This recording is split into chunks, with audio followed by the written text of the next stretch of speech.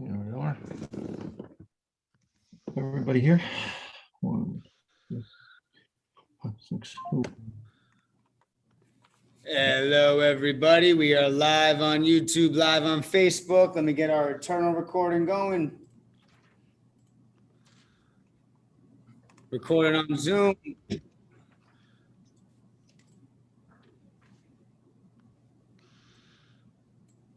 All right, internal recording is rolling. Mayor, you are free to start the meeting whenever you wish.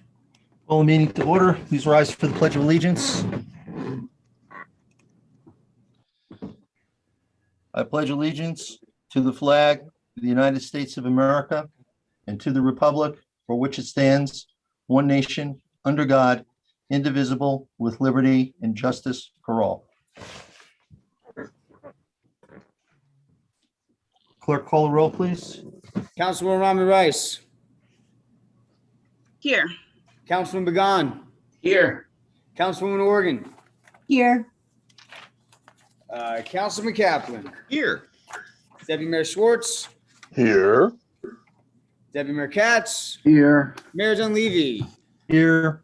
Adequate notice of this meeting has been provided by resolution number 226-2020, sending a copy to the newspapers officially designated for 2021 by way of resolution number 111-2020, filing a copy in the township clerk's office and posting it on the municipal building bulletin board, and the mayor hereby directs that a statement be included in the minutes. Thank you, Doug. Good evening, everybody, and welcome. This evening, Township Administration that's present tonight. We have Dean Kaczynski, our Township Manager, Doug Roussillon, our Township Clerk. Clarence Barnes is back at the mothership, a building maintenance worker. Ron Goodman, volunteer cablecaster extraordinaire. And John Shadanian from the law firm of McCusker and Selmy, Rosen, and Carvelli. The next council meeting will take place on Tuesday, July 13th at 7 p.m. There will be a township's annual 4th of July parade, thank goodness, on Sunday, July 4th, 2021, starting at about 9:30 at the corner of Queen Anne and DeGraw, and following Queen Anne Road down to the Rhoda Center. Please be advised that municipal offices will be closed on Monday, July 5th, 2021, in observance of the July 4th holiday. Prior to this open session, council met in closed session to discuss the following: social media, contract negotiations, personnel, scheduling, legal issues, and their opinions on any items in open session agenda, litigation updates, and Oprah. Now we'll move on to presentations. First one up is Youth Advisory Board.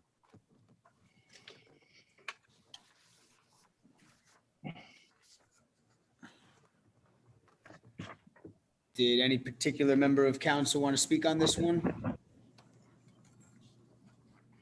Doug, are these the acknowledgement of our seniors? This is the acknowledgement for our 3 members who are going away to college, and particularly recognizing what they did for that awesome virtual event we had, building bonds to local government. And I also believe I see Mr. Harley's on here. I see Mr. Fox is on here, Miss Sanchez. I think our whole crew is here.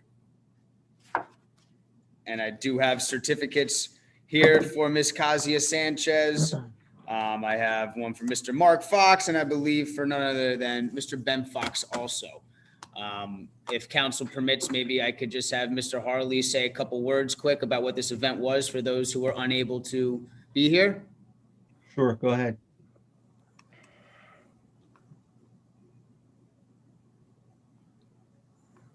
Good evening, council. Thanks for having me. Good to hear from you, Hi, Mr. Harley. Yes, it was an awesome event that was put on by the Youth Advisory Board with the great support of the township. Basically, it was an event to help teach and present civics.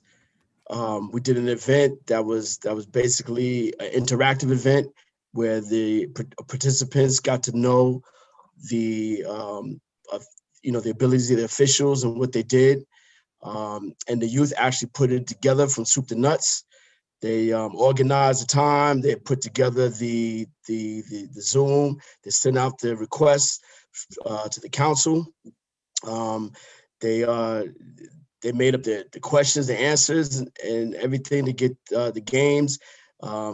They came up with the prizes, the giveaways, and basically with the support, we just all made it happen. So we'd like to thank the township for standing by this organization, and also at this point give the opportunity to acknowledge particular members of the Youth Advisory Board for the efforts. That's right. I see Ms. Sanchez and Mr. Fox are with us. If it's all right with you, council, maybe we could just hear from Mr. Fox and Ms. Sanchez quickly.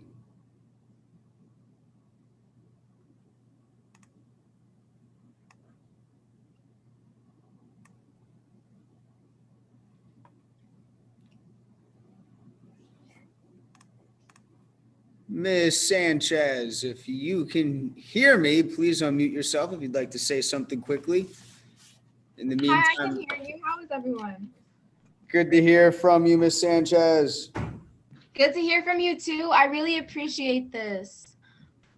Here's one of our certificates for everyone to see. That one's going to Ms. Sanchez. It was a pleasure working with you guys. Ben, good to see you, my friend. Good to see you too. I just want to thank the council. I want to thank you, Mr. Roussillon. I want to thank the manager. It's been a true pleasure working with everyone on civics events and youth advisory board the past few years. Absolutely. And hopefully you two will still be able to remain involved somehow from afar. Hopefully we could pick your brain in the future for some more events, because you all really put on an awesome event that day. Thank you. Thanks again, guys. And Yeah, thank Doug, you. if I may, I'd like to add my gratitude to these young folks who are doing some tremendous things in our community. I also want to bid Ben a fond farewell as he graduates. I know, as you mentioned, hopefully he will still remain in town and still may remain connected. It's been a pleasure to watch you grow and mature in the capacity of the leadership that this youth advisory provides, and look forward to having you staying connected. I'm happy to know that Kasai will still be with us as she enters into her junior year of high school. So I'm looking forward to being able to have her with us for a few more years. And I believe your brother, Ben, is here as well, and we want to thank him for his participation. And hopefully your parting gift to us will be recruiting more young folks like yourself to take part in leadership. And the Building Bonds to Government was an excellent event, and hopefully we can have silent partners of other adults participate, because it was very informative. We really want it to be an opportunity for youth to know how their government works, but it's a great opportunity for the adults in the community as well. But thank you guys for all your hard work, for your diligence in meetings, and hopefully we will be bringing this up to the 21st century to recruit more young minds like yourselves. So thank you again. Thank Great you, job. Mr. Fox. Great job. Thank you, Ms. Sanchez. And thank you, Mr. Harley, Mr. Lewis, Mr. G. You gentlemen are also a pleasure to work with. Yes, I do want to just add, I really appreciate the guidance of the leaders. It's not always easy to try to just be the bumper guards there and allow the children to lead. But these gentlemen have done an awesome job of really trying to allow the children, I shouldn't say children, the youth, to actually take ownership and leadership and guiding them. So kudos to the men who are the adult advisors, and really appreciate the time and energy that you put into our youth. For Mr. Harley, Mr. G, and Mr. Shea Lewis, we appreciate your time and energy. Thank you. Thank you, Youth Advisory Yeah. Board. Okay. Moving on, we have another presentation this evening. We have a proclamation for our health officer, Ken Cater, who has decided, I don't know why, to leave TNA. But Dean, if you could take this over. Sure, I sure will. And I just spoke to Ken on the phone. He had a personal emergency that just came up. He is going to be unable to connect. We'll certainly provide Ken with this proclamation. And again, this is something bittersweet to me. And this is truly somebody that, for me, has always been a team player. someone I have relied upon as the manager, especially during the COVID-19 crisis, where he worked tirelessly, basically 7 days a week, to help keep our community safe, to answer questions, to get the information to me as well. He was always somebody as a department head that was the first to submit his budget, was the first to do everything. So I'm very happy that that Ken is moving to a place where he wants to go. However, from my end as manager, he's really going to be sorely missed. And I wish Ken and his family all the best and Godspeed on all of his endeavors. And I'll just read the proclamation quickly, and we will get this to Mr. Catter tomorrow when I see him. It says, whereas Ken Catter has been employed by the Township of Teaneck since January 11, 1993, and whereas Ken was employed as a sanitary inspector for the first 3 years, during which Ken continued his education by obtaining a master's degree in environmental management and by taking and passing the New Jersey State Health Officer's exam. And whereas between 1996 and 2009, Ken served as assistant health officer, and Ken was promoted to the position of health officer in November of 2009, where he served as one of only 3 full-time health officers for the township in the past 60 years. And during his tenure with the Township of Teaneck, Ken has held or performed the following roles and positions. He's been the coordinator for the Municipal Alliance Against Substance Abuse from 1999 until the present. Ken has been able to secure over $350,000 in grant funds to establish and operate programs for teenagers against alcohol and substance abuse. He's the coordinator for the Employee Safety Committee. He's been doing that since 1999. And part of the responsibilities, he identifies risks to our employees, protects them from injuries, and saves the township money on loss of time worked. He's been a coordinator for the Employee Wellness Committee from 2017 on, and that committee provides programs to enhance employee health and wellness and reduces time lost due to illness and injury. And just not to read off of the script here, it has made a big difference. Council's aware of this. We always lead our public entity, JIF, with minimal workers' comp cases, injuries. We've always been considered the leader with our JIF, and a lot of that is due to Ken's efforts. He's been the treasurer for the Bergen County Community Health Improvement Partnership from 2018 through 2020. He's been the president of the Bergen County Health Officers Society from 1999 to 2000.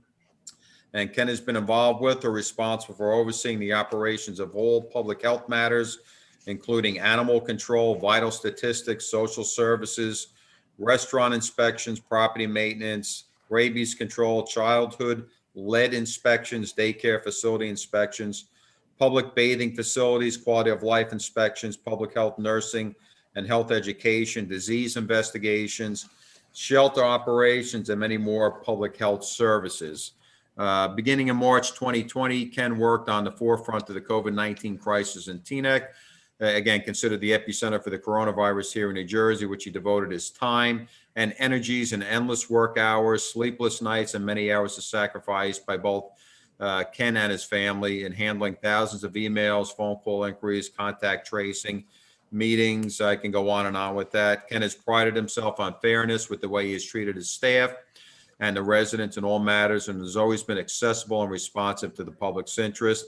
And after serving the township and caring about each resident's concerns as if they were his own for nearly 28 and a half years, Ken has decided to retire with his wife and 3 teenage daughters. Whereas it's fitting that the Township of Teaneck acknowledge the unceasing and tireless efforts of Ken Catter in serving and protecting the health of residents of Teaneck over the past 28 years. Now, therefore, you, James Dunleavy, Mayor of the Township of Teaneck, on behalf of the entire Township Council, do hereby proclaim the heartfelt thanks and appreciation of all the residents of the Township of Teaneck for the tireless service of Teaneck's Health Officer Ken Catter on his retirement, and wish he and his family continued happiness and success. So again, Ken, thank you for all you do for Teaneck, have done for Teaneck for the last 28 and a half years, and I certainly will miss you. Thanks, Mayor. Thank you. Ellie, you want to say something? Go ahead. Yes, even though Ken is not here today to receive his certificate and the accolades, hopefully he'll watch the video and the residents in Teaneck should know he is an exceptional individual, human being, great person, great personality.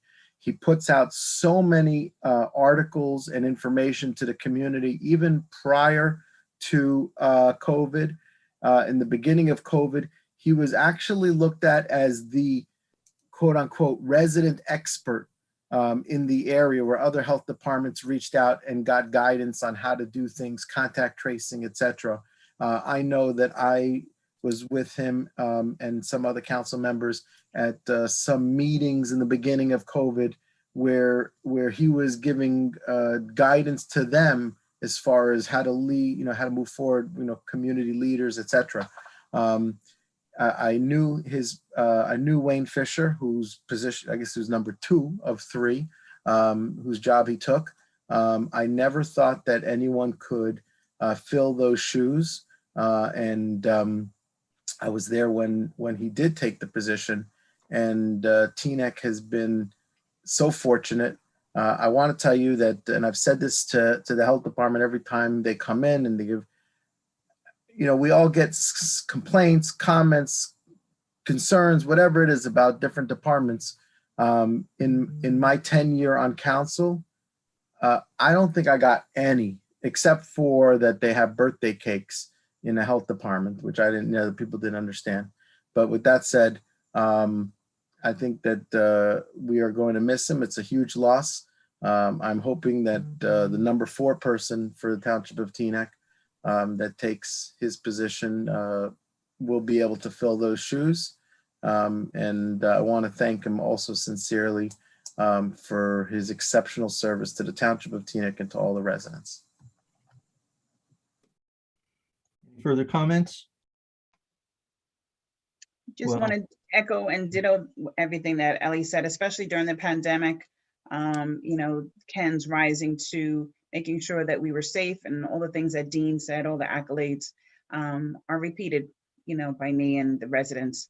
We really appreciate your service, and hopefully you will get to watch us and know how that we value you and appreciate you and wish you well in your next endeavors. Keith? I'm pretty sure the public has no idea how much Ken Catter has done in this town, and I certainly can't do it justice here. The manager mentioned a lot of it, from births, deaths, illnesses, researching violations. He touched upon basically every department in town, and if the pandemic wasn't here, he would still have been one of the busiest people that we have in town. And honestly, the number of questions I've given him over the years isn't insignificant. The annual state of health report that he puts out about Teaneck has a wealth of information, and I really encourage people to take a look at it. Truly want to thank Ken for all he's done in the township over these many years. You certainly deserve a wonderful retirement, and we wish you and your family well. Anyone else? Yes, Mr. Mayor, I'll just make it brief. I just want to apologize to the rest of the council in the town for chasing Ken out of town by giving his phone number out to way too many people to help with COVID-related matters. So I please beg for forgiveness in that. But I do wish him the best of luck in his retirement, and he probably should change his cell phone number. Anyone else? Okay, Ken, thank you for everything that you've done. The town is a better place for having you been here. And as I say, as everyone has said, you will be missed, and you did a great service for the people of Teaneck. So thank you very much, and best of luck in the next chapter of your life with you and your family. Mr. Mayor, if we could bring in Congressman Gottheimer for the next part. Yeah, what I was going to do first is I was going to ask to reorder so that we could bring up the resolution now, and then we can bring him in. Okay. So without objection, I want to move to reorder the business and take up right now Resolution 157, 2021. Second that. Second. All in favor? Yep. Okay. 157, 2021 is a resolution recognizing Congressman Josh Gottheimer. Karen, would you like to say a few words and perhaps read it as we bring in, I see Josh is there. So if Doug, can you bring Josh in? He was there. Got him? Okay. Hey, Josh, how are you? Hey, Mayor, how are you? Very good. Okay, Karen. I apologize that I'm outside my committee room here, so I had to run to a car. So I apologize. That's okay. That's okay. Well, Karen, go ahead. we thank you for joining us. I'm sure it's not an ideal time for you, and for giving us the opportunity to thank you for everything that you do for TNEC and for all of our residents, from everything that you did for us during COVID, during Isaias, when so many of our residents were without power, taking on congestion pricing with New York, which affects so many of our residents, and now for recently endorsing funding for the reconstruction of the pedestrian bridge from Voti Park over the CSX Railway under the Community Project Funding Initiative. It is so important to us. We want to thank you for your accessibility and your availability to the mayor and the manager. When our mayor says, I'm going to call Josh, he actually means I'm going to call Josh, and he talks to you. So thank you for that, and for all the little things that you do for all of our residents on a personal level.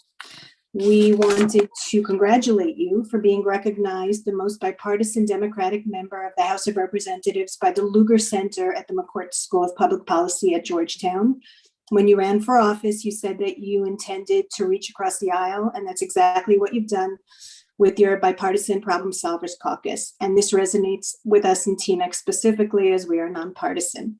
I have a long resolution to read to you. If you can't stay for all of it, I understand it, but it's long because of you. That's on you, because of all that you've done for us. So Resolution 157, 2021, recognizing Congressman Josh Gottheimer. Whereas Congressman Josh Gottheimer was elected and has served as the representative for the 5th Congressional District in New Jersey since January 3rd, 2017, and is currently serving in his 3rd term. And whereas the 5th Congressional District encompasses all or portions of the counties of Bergen, Passaic, Sussex, and Warren, including a portion of the township of Teaneck. And whereas in response to the closure and financial difficulties experienced by many New Jersey small businesses as a result of COVID-19, Congressman Gottheimer has sponsored legislation to provide additional funding and greater flexibility in the loan forgiveness provisions of the Paycheck Protection Program by increasing the eligibility of allowable expenses and extending the loan repayment terms. And whereas in response to over half of the deaths related to COVID-19 in New Jersey having occurred in long-term facilities, Congressman Gottheimer has sponsored the Sending Outside Support Act to establish and deploy strike teams to assist long-term facilities in coping with the COVID-19 epidemic.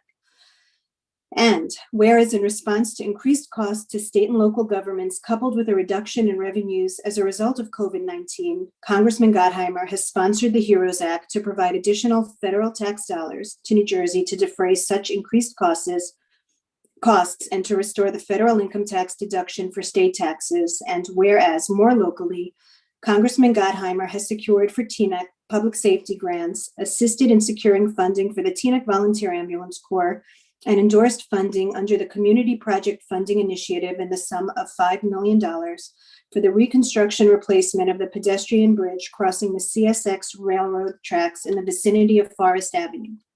And whereas Congressman Josh Gottheimer often works on behalf of residents behind the scenes, such as when he worked to ensure the long overdue service medals were properly delivered to the family of a TNEC World War II veteran, Master Sergeant William Witherspoon, or when he secured visas for a family, enabling them to attend the funeral of a loved one in the midst of the global pandemic travel restrictions.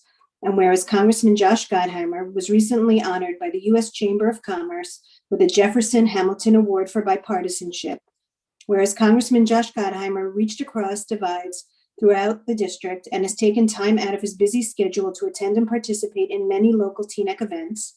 And whereas it is fitting that the Township of Teaneck acknowledge the efforts of Congressman Josh Gottheimer to provide assistance in protecting the health, safety, and welfare of the residents of New Jersey and the Township of Teaneck in particular, now, therefore, be it resolved by the Township Council of the Township of Teaneck that the Township Council extends the heartfelt thanks and appreciation of all the residents of the Township of Teaneck for the efforts of Congressman Josh Gottheimer in sponsoring and supporting legislation to assist in protecting the health, safety, and welfare of the residents of New Jersey and the Township of Teaneck.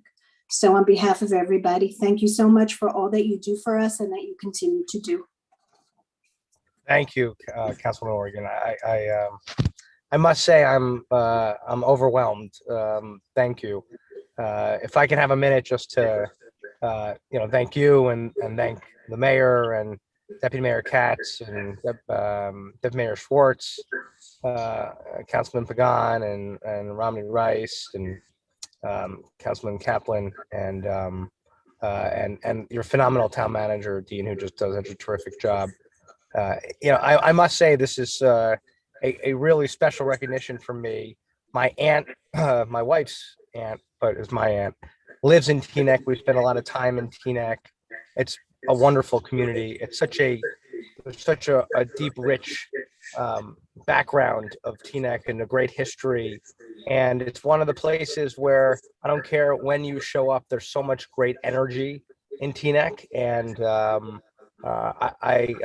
it puts a smile on my face every time. And I was just recently at a gym in Teaneck with I'm trying to remember. He's terrific, and he's got some unbelievable energy. It's a new gym that opened up recently, and people are coming in and out, and there's such a great vibrancy to the community, and people of so many different backgrounds, which makes it such a wonderfully exciting place to be, and the history is there as well that way. So my first event actually as a member of Congress was in Teaneck at Firehouse with Congressman Bill Pasquale, who also represents Teaneck, although a smaller portion of the community than I do. I get to represent 80% of it.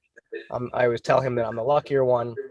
It highlighted something that I've continued to focus on throughout my time in office, working with local officials to claw back resources from the federal government back to Jersey and back to our communities to keep us safe. And so I've just always been so proud to work with your councils, with your local members, with the first responders, and we've been able to deliver some really important resources back.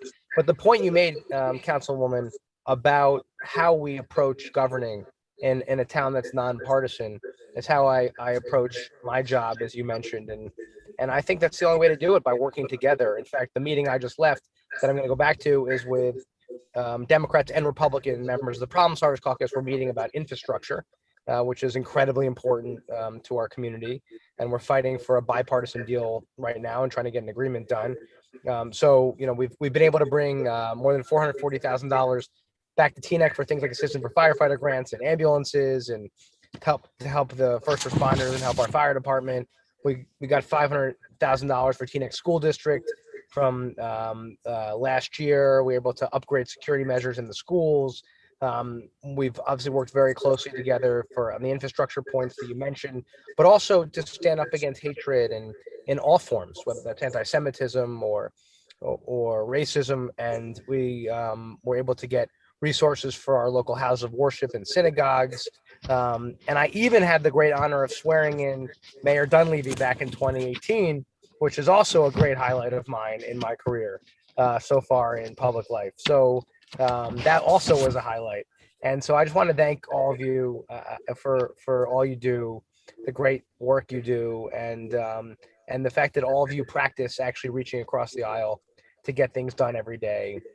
You worry about Teaneck first, and that's the way it should be. And so I want to thank you for the ongoing relationship and partnership, and whatever you need, you can all call me, not just the mayor. Anytime, the mayor has my cell, so anytime you want to call, I think many of you do as well, call. It's my job. I'm honored to work with you to fight for the people in the community, and I just want to say thank you. God bless you all, and really it means the world to me. So thank you so much. Deputy Mayor Katz? You muted. First of all, if you can tell us your aunt's name, we want to see if she comes to our council meetings. Also, we're going to need that address for our lawn sign location. But Ellie, I make her go on the calls with me whenever I'm on your phenomenal calls. She goes okay, on. good. Tell her I'm sorry.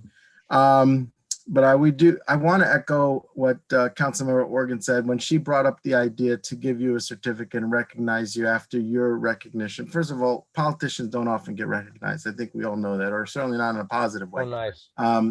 And this is very, very well deserved.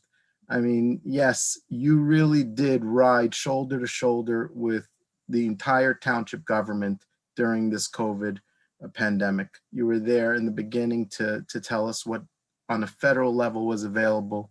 And we all take it for granted now that, it's in hindsight, but the reality is we were going into such an unknown time and such a state of disarray and how are we going to manage and what are we going to do?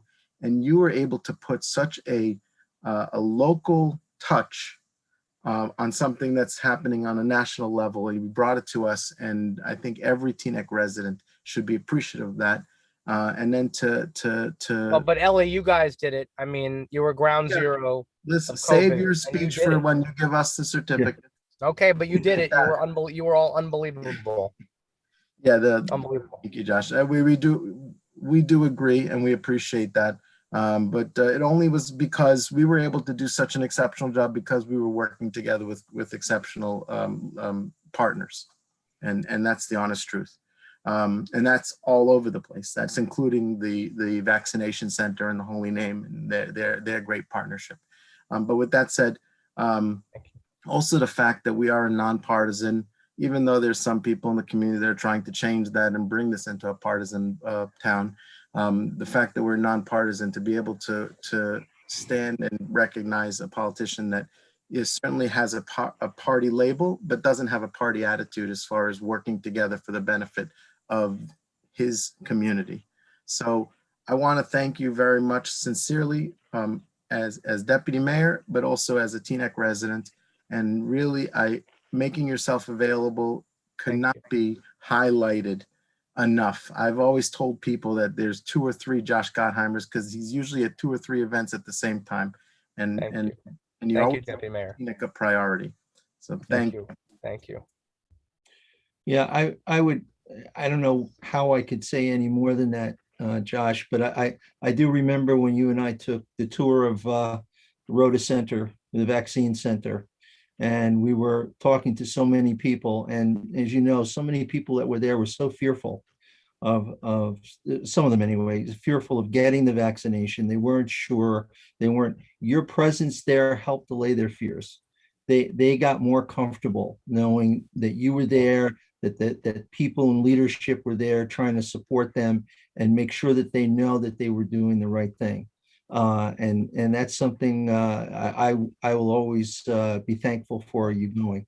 And again, as everybody knows, I mean, look, when I call him, he doesn't say yes or no. He says, okay, when and where. He shows up. He gives insights. He gives us, and he puts Teaneck on the map in a very, very positive way whenever he can. So I thank you, Josh, for your leadership. I thank you for your friendship, and I thank you for your support. You're also lucky to have Holy Name. And I remember when we were going through, if the trees fell down, remember the power lines, we were walking on that street. Yeah. After one of the storms, Yep. Listen, I will, I'm grateful. I'll always be there for you. Thank you for all you do. I again, just thank you. I'm sorry, council member, sorry. Keith, go ahead. So I just really want to thank you for all you do. I know that, in times that we're in right now, being bipartisan and reaching across the aisle is not the easiest thing to do. And it takes someone who's certainly nimble and more importantly, knows their core. And it's good to be represented by someone that, shares values of the community. And I just had a chance to take a look, and we seem to also share the fact that we're married to Kent scholars who graduated the same time from the same university. And really? I gotta say, if your experience is similar to mine, it certainly sharpens your argumentative skills. I married way up, man, way up. Seriously, right? We both married way up. Way up. Way up. Yeah. Thank you very much. Thank you. Thank you. All right, Josh. Thank you. Oh, Mark, go ahead. Yeah, I'll jump in very quickly. Josh, I had the privilege of meeting you in my Hackensack office when you were first running with Karen Organ, and you said you're going to be bipartisan. You're going to be reaching across the aisle. You said all the right things, and I'm like, yeah, okay, sure. And I said, but if you do that, I'll be all in Team Josh. And sure enough, you lived up to every single one of your commitments. So thank you very much, and keep up the good work for the decades to follow. Much, Deputy Mayor. Thank you, Deputy Mayor. And Councilman Oregon, thank you for organizing this. I'm very, very grateful. Thank you. I'm going to get back to bipartisanship. I'm going back to bipartisanship. Thank you, guys. Yeah, get us some money, will you? Get us some money. Thank you. Okay. Now, I think by my notes, we still have to take a vote on that resolution. Am I right? We do. Yeah. I'll make the motion to, actually, it wasn't my motion, so I think. No, we got the motion and we got a second. We just need now to do the roll call. Councilwoman Rami Rice. Yes, since we already gave it. Councilman Bagan. Yes. Councilwoman Oregon. Yes. Councilman Kaplan. Yes. Deputy Mayor Schwartz. Yes. Deputy Mayor Katz. Yes. Mayor Dunleavy. Yes. Adopted. Okay. Work session items, miscellaneous, miscellaneous, old business, new business, communications, Russo Real Estate, I'm sorry, Mr. Mayor. Russo Real Estate. Mr. Mayor, Yes. I'm sorry, you sped by, but I do have new business. Oh, go ahead. I'm sorry. That's okay. I would like to make a motion to reappoint Jan Meyer to chair to actually, we don't appoint him as the chair. I think we just appoint him to the board for Board of Adjustment. Harvey Rosen to Board of Adjustment. Jerry Barta as a regular member to the Board of Adjustment. Edward Mulligan as a regular member to the Board of Adjustment. Mark Mermelstein as alternate number 1 to the Board of Adjustment, and James Brown as alternate number 2 to the Board of Adjustment. Second. Okay, and I'd like to make a motion to appoint Joseph Bodner as the class 4 member to the Planning Board. I'd like to nominate Yehuda Cohen as a class 4 member to the Planning Board. I'd like to nominate Darrell Green as alternate number 1 to the Planning Board, and Shazad Hashimi as alternate number 2 to the Planning Board. Okay. Are you making two separate motions? 2 separate motions. Yeah. one Okay, for the let's Board of first take the one for the Board of Adjustment. You have a second? Second. Okay, discussion? Councilman Rice? While we value and appreciate the long-term service of many of these members on these boards, I was just wondering if there's any opportunity for term limits to provide other residents opportunities to serve in these capacities. I'd just like to make that a point of order. Just because I know that, again, we have people who have served for many, many years and in the same capacities, and there doesn't seem to be any opportunity for other residents to serve in these capacities. Councilman Kaplan? I was just curious if there's any particular person that you thought served more years than their expiration. Not a matter of more years in their expiration, but we have people who have served for many, many years on these boards. And I just thought that there would be an opportunity perhaps to list a term limit so that other residents would have opportunities to serve. The same folks have been chairs of these boards for many, many years, not giving other opportunities or other purviews or other perspectives of this vast, diverse community. I'll jump in. I believe Elliot, I'm sorry, the new person, I believe we're not reappointing everyone on the planning board. And if you could just give us the bio on the gentleman that you are reappointing, if you don't mind, please, I know you, it's someone that you know, we did interview him. As Ellie alternate. would- Well, I think we actually move everyone up. I think if we want to go as alternate, Well, I I think believe. right now we're on the Board of Adjustment, but wait, do I have my thing? Go ahead, It Ellen. is alternate. I'm sorry, I was in the middle of Hold something. on. Sorry. All right, we're talking right now about the Board of Adjustment appointments. Any further discussion? I have a quick point of clarity, Deputy Mayor Katz. I apologize to interject. Are these names the ones referenced in our resolutions on the consent agenda this evening?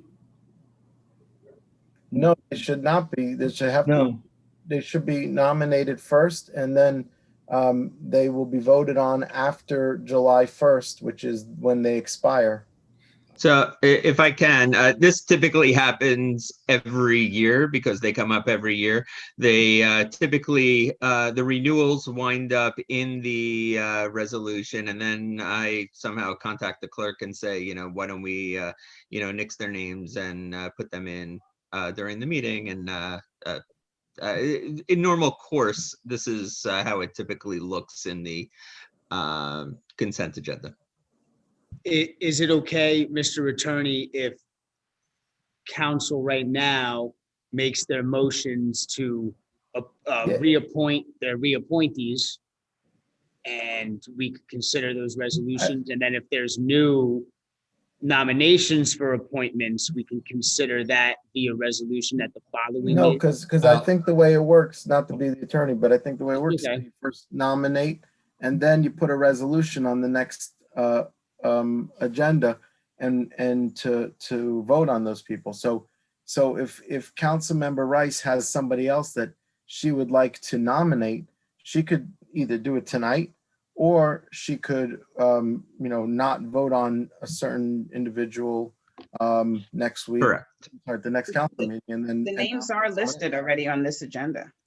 yeah. So Well, we didn't pass it. It doesn't matter what's there unless it's passed. The issue that Deputy Mayor Katz brings up is exactly correct. The procedure for nominating and appointing people to statutory boards is spelled out in, as everyone knows, section 2 of the code, which is the charter. If you go to Schedule 1 in Appendix 1, it lists how you appoint and nominate and appoint people to statutory boards. So the first process is exactly what Deputy Mayor Katz just did. He nominated who he wanted to be on the boards based on how many positions are up as of June 30th of any given year. And then the next step would be to put them on an agenda for passage. That happens every year. So literally every Of year. We course have it the same does. conversation every year. Exactly. We have the same conversation every year because it's the same people every year. all right. What we have on the floor right now, is a motion to nominate people for the Board of Adjustment. It can be amended with additional names. Am I correct, John? There can be a motion made to, and it has to be requested through Deputy Mayor Katz, who made the original motion, for him to amend his motion. And if he agrees to that amendment, then yes, you can amend it and you can add additional names, or someone else can make a separate motion if they want to add their own names, and that motion needs a second and has to get voted on as well. Okay, so there's two methods by which we can have additional names here put in nomination. So the first one is, does anybody want to amend Deputy Mayor Katz's motion for the Board of Adjustment nominations? Seeing none, can I call the roll on the Board of Adjustment nominations motion? if it's okay, Deputy Mayor Katz, could you just repeat it for the record, please? It was just a little quick, and I just want to jot these names down. Yes. Okay. I would like to make. Sorry, I got to get my paperwork back. Okay, I'd like to nominate Jan Meyer to the whatever regular member position he is in. Chair. Rosen to the regular member position that he's in. Right? We don't nominate the chair or vice chair, correct, Mr. Mayor? We just, I'm sorry, Mr. Attorney? Correct. That's done by the We board. just, right, okay. To Jerry Barta as a regular member, Edward Mulligan as a regular member, Mark Mermelstein as alternate number 1, and James Brown as alternate number 2. Okay, And I second. and moved and seconded. Okay. Clerk, please call a roll. Jotting that down. And who was alternate number 1? Deputy Mayor Katz, I apologize. Mark Mermelstein as alternate number 1, and James Brown as alternate number 2. And just so I have this correct, we have Jan Myers, regular member, Howard Rosen, regular member, Jerry Barda as regular member, Mark Mermelstein, alternate 1, and James Brown, alternate number 2. Let me say it again. I'm not sure you got it right. Jan Meyer, Harvey Rosen. Harvey Rosen, yes, sorry. Okay. Jerry Barda, Edward Mulligan, all regular members. Yes, okay. Ed Mark Mulligan. Mermelstein, It's all alternate noted number on 1. page 314 of the agenda. And James Brown is alternate number 2. I'm sorry. So, and to Councilman Rami Rice's point, I got the first from Deputy Mayor Katz, I got the second from Councilman Bagan. We're about to call the roll. But being that these resolutions are on tonight's agenda, we will They're not- have to table them. Correct. Okay. Okay. And that Actually, I don't think you should table them. I think you should withdraw them, honestly, and just reissue the resolutions after July. Okay, when we get to the consent Doug, agenda before we move. What should happen is what Deputy Mayor Katz just said, those resolutions should be removed from the agenda. The mayor can do that. The mayor controls the agenda, so the mayor can Great. say that he wants them removed from, and you can pull them at the time of when you do the consent agenda, just pull them off. And then the motion that Deputy Mayor Katz just made should be substituted in for those motions for the nominations. And then at the next meeting, they can be appointed. Yes. Okay, yeah. Understood. Okay, so on those motions for Board of Adjustment from Deputy Mayor Katz, Councilwoman Rami Rice No. and Councilman Bagan, Yes, absolutely. Councilwoman Organ, Yes. Councilman Kaplan, Yes. Deputy Mayor Schwartz, Yes. Deputy Mayor Katz, Yes. and Mayor Dunleavy. Yes. Okay, we will. And Doug, that's 187 then that we'll pull? It's going to be 187 and if 186. 187 and no, 186 is Board of Adjustment, 187 is Planning Board, and I assume we're going to be doing the same thing, given what Okay. Deputy Katz. Just for clarity, that vote was for all the names, right? We could individually be in favor of one or more people. I The- think I understand the your motion- question. The motion was for all of them. The names that Deputy Mayor Katz uttered, however. The ones that I uttered. Sounds good. Okay, All right, I'd like to utter a few more, if you don't mind. On the, Mr. Mayor, I'd like to well, nominate. wait a minute. If these are already in and I'm gonna pull them, why do we have to even do this now? Because they should not have been put in the resolutions.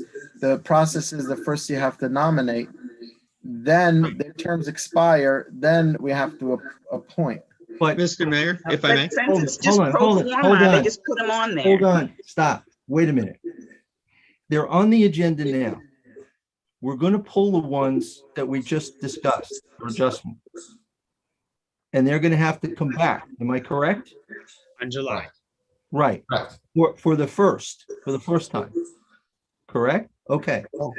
And Yeah. only. No, Mr. Mayor, they've been nominated tonight Tonight. by that last motion and the approval. That list of persons that Deputy Mayor Katz just read are now nominated. They have not been put on yet. That's just a nomination. That's the Oh, process. okay. The next Gotcha. meeting, there will be a vote to actually appoint them. So these Okay. resolutions were preemptively listed, and before Gotcha. we adopt our consent agenda this evening, we will pull those two numbers. Gotcha. I apologize. Go ahead, Ellie. I apologize. Okay, I would like to nominate to the planning board Joseph Bodnar to the class 4 position.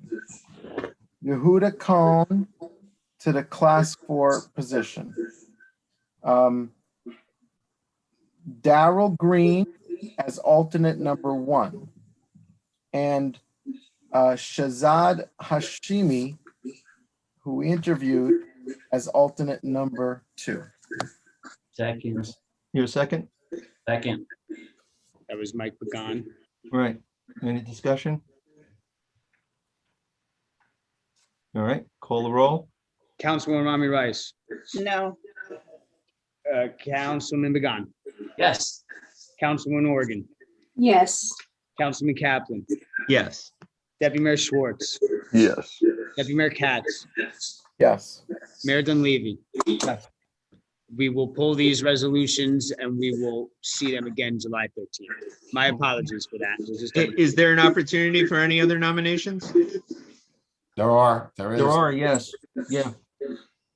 I'd like to move, nominate James Brown from an alternate to a regular member. We have a second?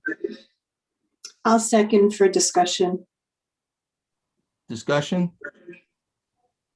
What position is he in now? He's an alternate member. Is that that's with the Board of Adjustment, correct? Yes, a non-voting alternate member where people just languish without any vote. So I would like to nominate him for an Right, but actual what member. position is he taking though? Any other Regular member. positions that any of these others to remove Jan Meyer and substitute James Brown? We're supposed to just kick someone off to move someone up. That's the goal. Well, I think that there should be some movement. I think we value, this is nothing against the people who have served for a number of years. We value their service, but I think that we should provide opportunities for other members of the community, who, especially when they've served in an alternate capacity, to be able to move from an alternate to an actual serving member. No, I absolutely agree with you. Consider We've term had limits. we've had a policy that we've done for about the last 6 years, I think since 2016. Which I that we believe you move advocated for, if I'm not mistaken. that we move everyone up accordingly, and I fully agree. If any of those other candidates want to step down, and I did think that Mr. Mulligan was moving out of town, but I guess Deputy Mayor Katz, is there someone moving out of town, or did I miss that? No, I spoke to Mr. Mulligan and he appreciates council's past support and would hope that he serve the township well. Mr. Mulligan is a valuable member of our community. He's a veteran, and his brother is a former Teaneck police officer. Oh, I didn't know they were related. CJ? Yeah, that's his brother. They're I nothing didn't- alike. Oh, All interesting. right, so there's a motion on the floor from Councilmember Rice. It was seconded by Councilwoman Organ. Further discussion on the motion? So just in terms of further discussion, since there's no term limits, these positions are there into perpetuity. So if I could just address the term limits, because I'm not really in favor of term limits. But with that said, council, these are council. And then once we appoint them, they're on their own, and we cannot have any influence or really any guidance to anything that they do moving forward. So I feel that the council or the majority of the council should feel comfortable with whoever he or she supports. And the truth be told is the Board of Adjustment's been doing a great job. A teensy bit, even though no one wants to take credit for it, behind as far as amount of backlog. Not a tremendous amount, but a little bit. And the planning board has got zero backlog and has also been doing an exceptional job, in my opinion.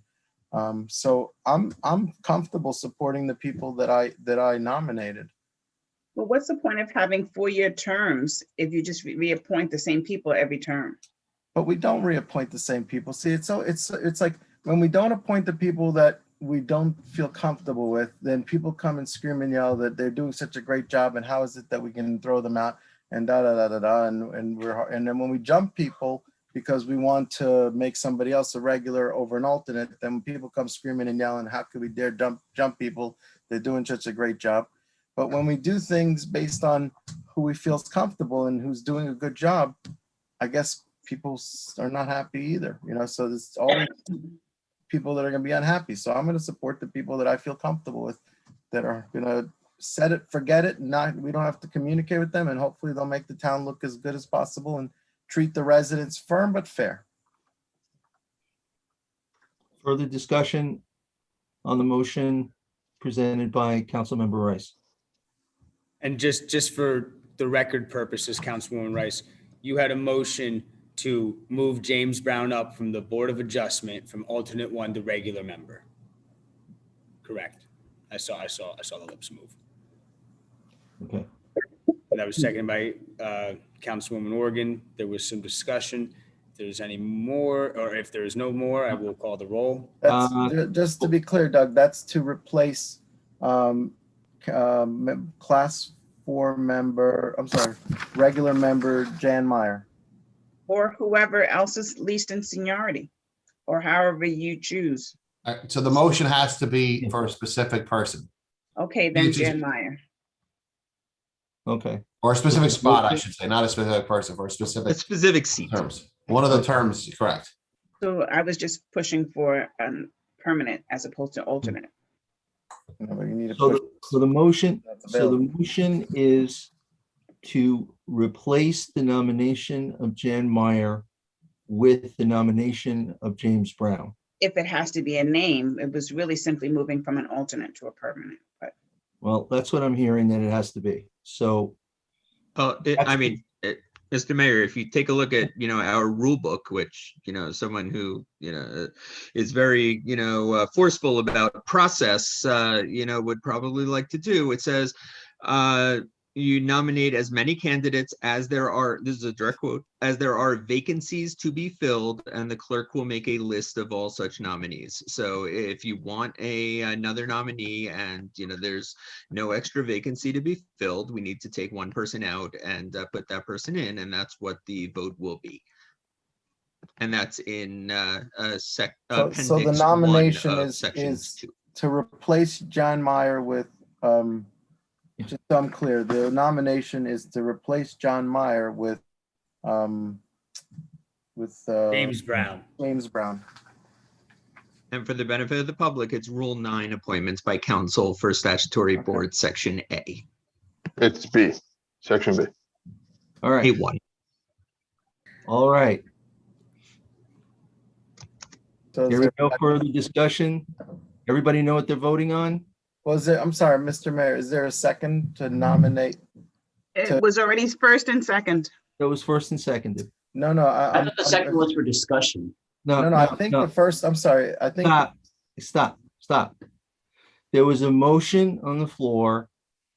We've worked it out. The motion on the floor, and it was seconded for discussion, is to nominate James Brown instead of Jan Meyer. That's what we're voting on. I don't remember that being seconded, but if that was second, I know that the motion to nominate James Brown was seconded.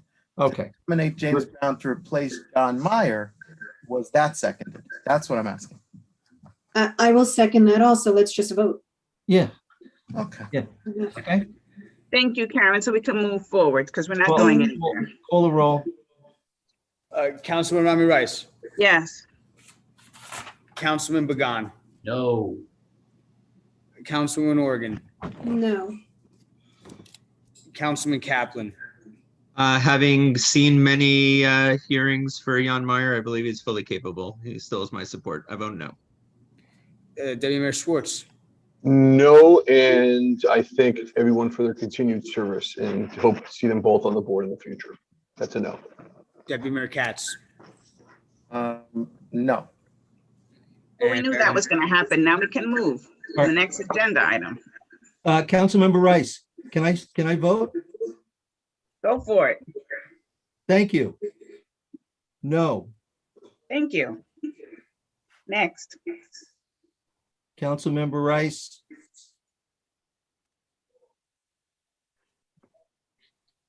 Communications, Russo Real Estate. Yes, Mr. Mayor, the planning board received this letter from Russo Real Estate. They're suffering from an issue that has plagued the town for quite a while.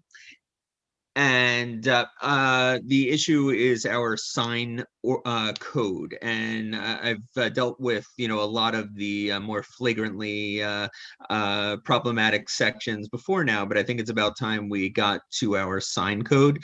The issue really comes down to the fact that our code treats signs in a way that the Supreme Court said was problematic in some respects.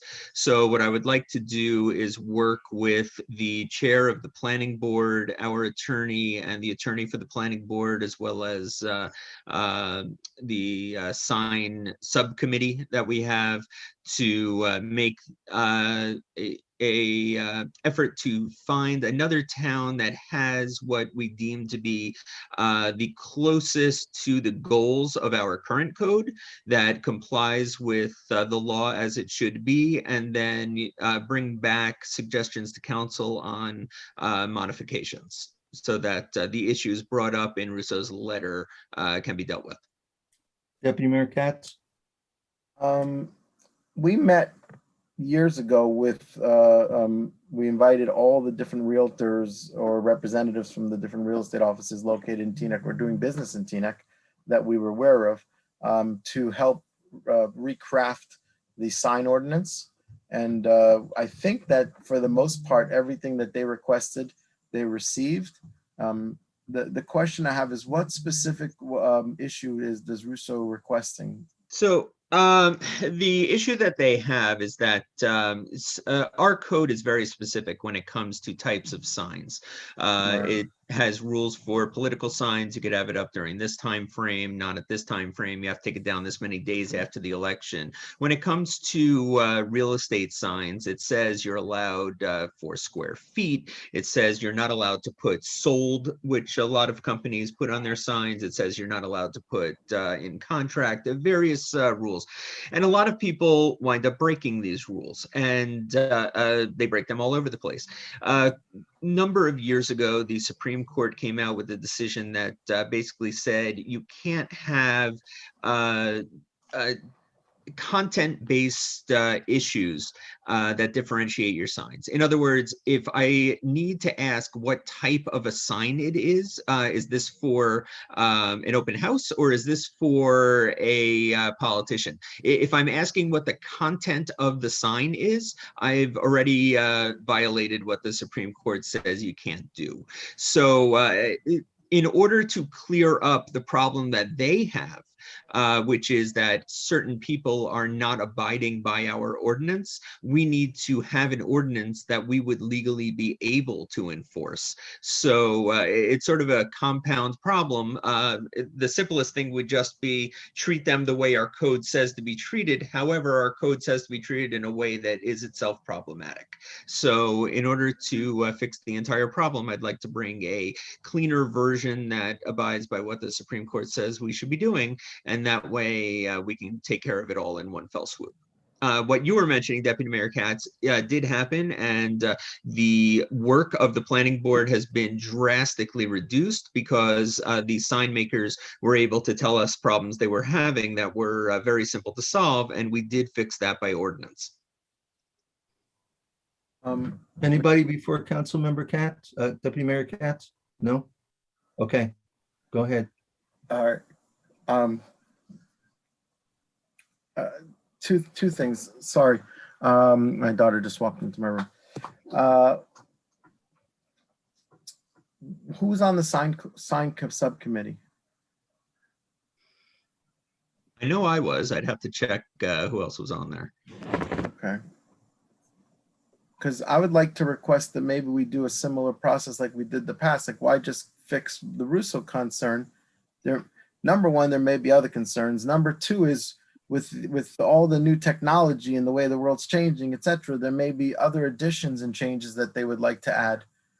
So I'd like to maybe send a survey or send something out to the different real estate offices, asking them for their feedback, input, thoughts, feelings, and concerns. I think you're absolutely right. And what I had in mind contemplated that. I think we should take a look at a framework that works, from a legal concept. And then once we have that, bring everybody in, tell them, look, this is what we're looking at. What do you think? And get feedback before we form any ordinance. I just think it's a little early in the process to bring everybody in before we even have what we're talking about. No, I hear you, but Keith, I'm sorry, Councilman Kaplan, you only know what we know. There may be other issues that these realtors are facing that we're not aware of. Like, for example, a talking house, right? There's that concept where it's a digital, it's not digital signage, but it's some type of audible signage.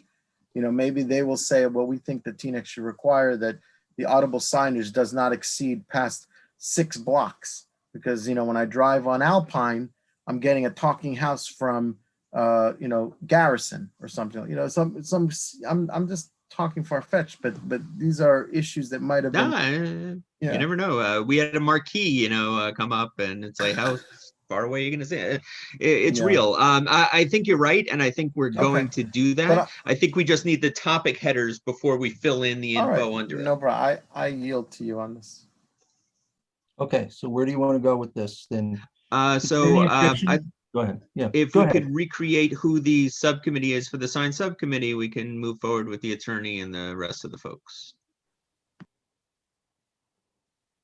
Any objection to having the sign subcommittee work with the attorney on this? Hearing none. Go for it. And does anybody want to join me if we want to reconstitute who's on it? I see. Negative. Deputy Mayor Katz and Mike Pagan. Anybody else? I'll help you on that one. So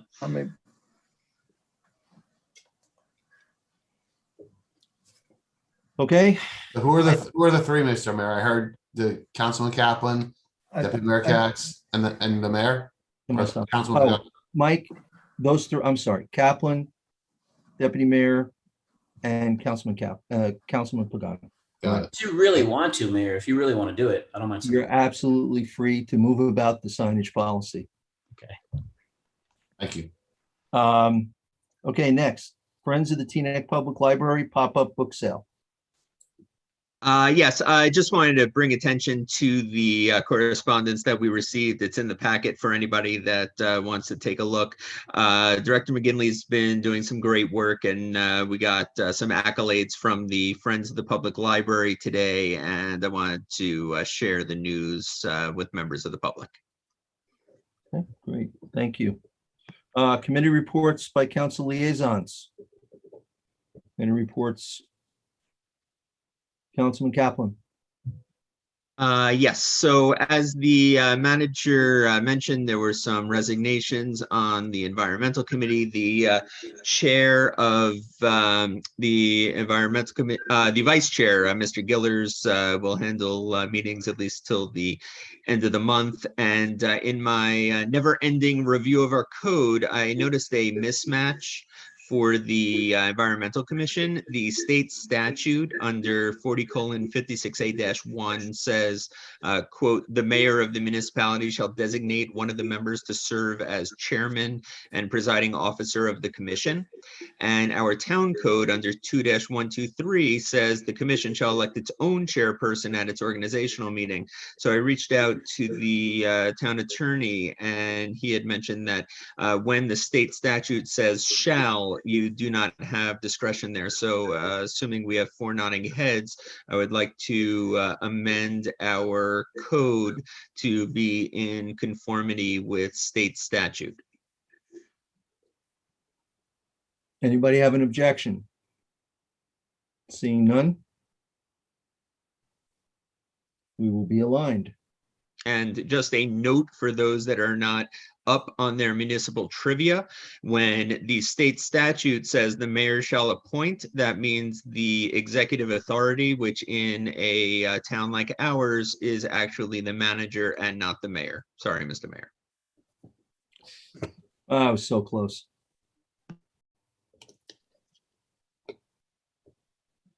Any other reports? Councilmember Organ, then Councilmember Romney Rice. Just quickly, we received an email from Roosevelt Sills today about the Carol Otis street naming that the Senior Citizen Advisory Board had brought. And they're looking at Sunday, September 26th at 2 p.m. at Birch Place. So before we start working with the clerk on that, I just want to see if that would be okay. I can get back to them. What's the date again, Karen? Sorry.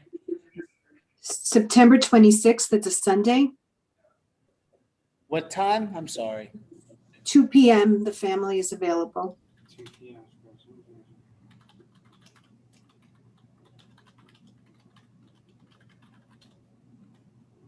Okay, let us just remember what we just discussed, that all of this will now go to our subcommittee and staff.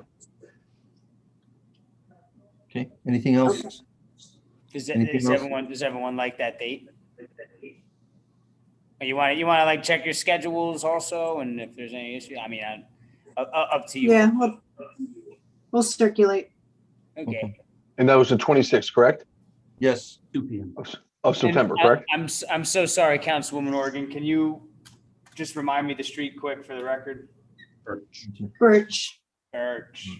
And this is 26th of September, is that correct, Mr. Clerk? Yes.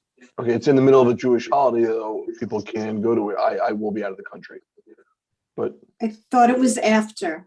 September 26th or October 26th? September 26th. September 26th is a midday of the holiday of Sukkot. Okay, I'll get back to him. Do you want to get back to them then first? Yeah, Before we do I will. a date? Yep. Okay. Okay, so let's hold on to date situation until. That's the committee in action. All right, anything else, Councilmember Organ?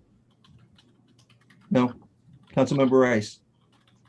Yes, just for community relations, at their last meeting, they had discussion about a community calendar, a project that Cheryl Hall is working on to bring to the council. There was also discussing they would like to participate in the National Night Out that would be held in August. And they made mention of a forum with law enforcement. At that time, at the last meeting, discussed plans for Pride and also working continuously with inclusive groups and equity, branding of Teaneck, and also continuing to monitor the homelessness and food pantries in town. That's it.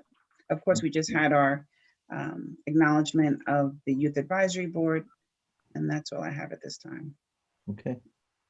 Any other reports, liaison reports? Okay. Moving on, council listed items. Review and fully fund the Energy Efficiency and Conservation Block Grant Program. Councilman Pagan. Yes, thank you, Mayor. This resolution seeks reauthorization for state and local energy efficiency project grants through the Energy Efficiency and Conservation Block Grant Program, which helps state and local governments by improving energy efficiency and local economies by allowing the flexibility to fund projects that best address local conditions and needs. To date, it is the largest nationwide direct investment in energy efficiency and renewable energy technologies at a community level. So I move to place this resolution on the consent agenda for our next council meeting. Any objection to putting this on the next meeting agenda, on the consent agenda? You said next meeting, not this meeting, Councilman Pagan? Yes, sir. Okay. Yes. All right, seeing no objection, we will put it on the next meeting agenda. Thank you. Thank you. Number 2, townwide cookout to inaugurate the field house. Council Member Kaplan. Yeah, so I had the idea a while ago. Obviously, COVID slowed things down a bit, but you know, now that thankfully COVID is not as prevalent, and we're going to be moving into fall with sports happening at the facility. I was thinking we can coincide a townwide cookout, get you know, a couple of residents from diverse sections of town in there, and you know, provide them with some ingredients and, have a townwide cookout for everybody in town. Discussion, Deputy Mayor Katz. I love it. I'm fully supportive of this. I think that's a great opportunity to bring the community together. Nothing brings the community together like food, especially different types of food. And I think it's I'd like to see it. I'd like to be part of it however I can. Yep. Councilmember Rice? Do the restrictions of the Green Acres prohibit public use of that? I thought it was supposed to only be used by sports groups. Technically, it should be for recreation or conservation. That's under Green Acres rules. So this may or may not fall under recreation. Yeah, how is it any different from National Night Out or any other activities that are in the park? Well, it's not using specific field house. It's not using the field house. It's covered under the Green Acres rules as well.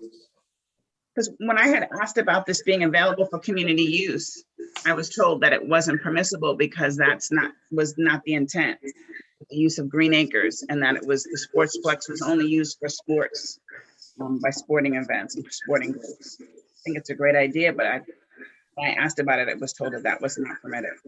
We'll have some people do some exercise before they start eating. I think, where there's a will, there's a way. And if Green Acres wants to come after my grandma and yours for cooking together in the field house, we'll see what happens. John, would they make a distinction between use of the rooms and the kitchens? You know what I mean? The team rooms? Yeah, they did. They just there's a global application to the field house. So the field house is supposed to be used for recreational purposes. The team rooms are supposed to be used for meetings with teams. So to your point of, is there something specific to the team rooms? Yeah, that was in the original documents that we provided to Green Acres, and why we didn't have to have the change of use hearing. But Right. I don't think that having a cookout outside the field house, I don't think you're going to be doing it in the field house, correct? That's not what Well, they're talking about I think Keith is talking about using the kitchens. Well, the kitchens are there to cook for recreational events. I don't think it matters if it's a sporting event or not, as long as it's a recreational event. I don't think they should be used for private events or for what I'll call, there's gotta be some recreational component to it, yes. Yeah, I recall the conversations about the rooms having to be just for team rooms for sports related activities, but I didn't remember anything regarding the kitchens. All right, let's put a pin in it. We'll research it. We'll figure out the right language to make it kosher, so to speak, and let's make it happen. Okay. All right, so you get back to us on that one. Referendum questions, Deputy Mayor Katz. Yeah, I know that this whole farce going on around town about the one Teaneck, one vote, and the attempt to try to put a nonpartisan election under in a partisan day of an election. Now, Councilman Kaplan will give you the last 97 years of history and the several times how it has impacted. But I'll just say that while I do appreciate our county party bosses, I don't really want them running our town. But maybe that's just my opinion. And I would love to see what the Teaneck residents' opinions are.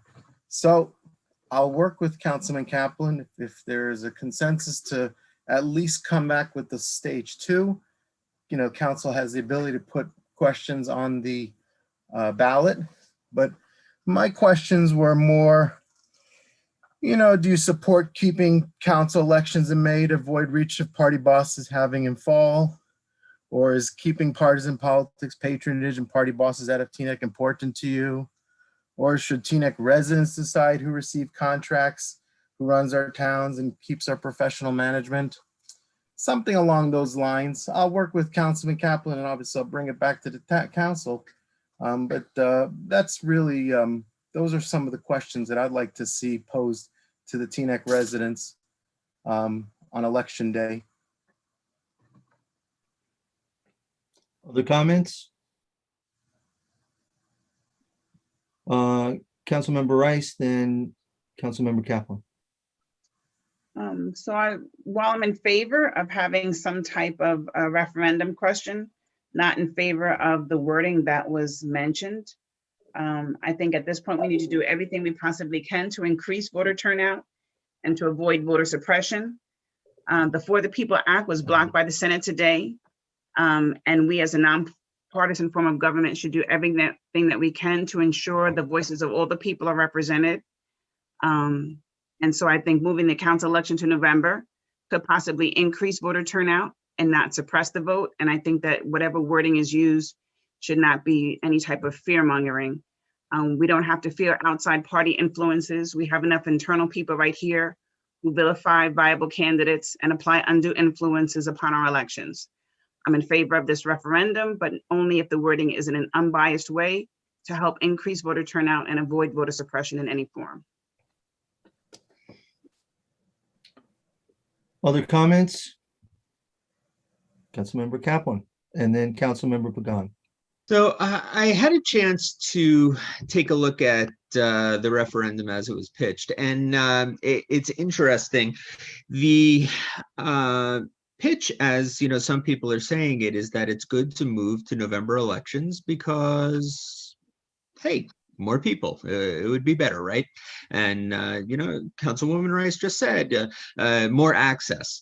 The question I have is, what's the barrier to access? You know, we have the same rules in place for May and April. And I mean, look, the Board of Ed made the switch. They did it for a different reason. They didn't want the vote on the budget. And if they moved to November, they didn't have the budget vote. So it was pretty easy for them. But, you know, you take a look at what happened since, and it has me scratching my head as to why somebody would want to do this. You know, you look at presidential years, sure, you know, the number of people that vote goes up. But even then, the problem is, of the 71% turnout that came out in 2012, or the 70% turnout that came out in 2016, the number of BOE votes that were cast those years, out of the possible 58,000 votes for Board of Ed, for, you know, you get 3 candidates each, 38,978 weren't even used in 2012. 38,875 weren't used in 2016. It turns out that the people come, they vote for president, and they vote for, you know, their Congress people and whatnot, and then they don't, you know, take a look down at the bottom of the ballot. The odd years, when there's really nobody to vote for, I mean, the turnout in 2013, 42% of the vote in theory, but you know, you had 25,600 undervotes. People just didn't come out and vote. And when it's a really odd vote, like 2019, that doesn't have a governor or anything on the ballot, 7,900 people came out to vote. You know, you compare that to numbers like the 2010, when the Board of Ed election was in April, you had 39% of the electorate come out to vote. They put in 26,437 Board of Ed votes. The highest winner had to get 5,000 votes in order to get on the Board of Ed that year. It turns out that what drives people to the polls are candidates and issues. And when they want to come out and vote, they do.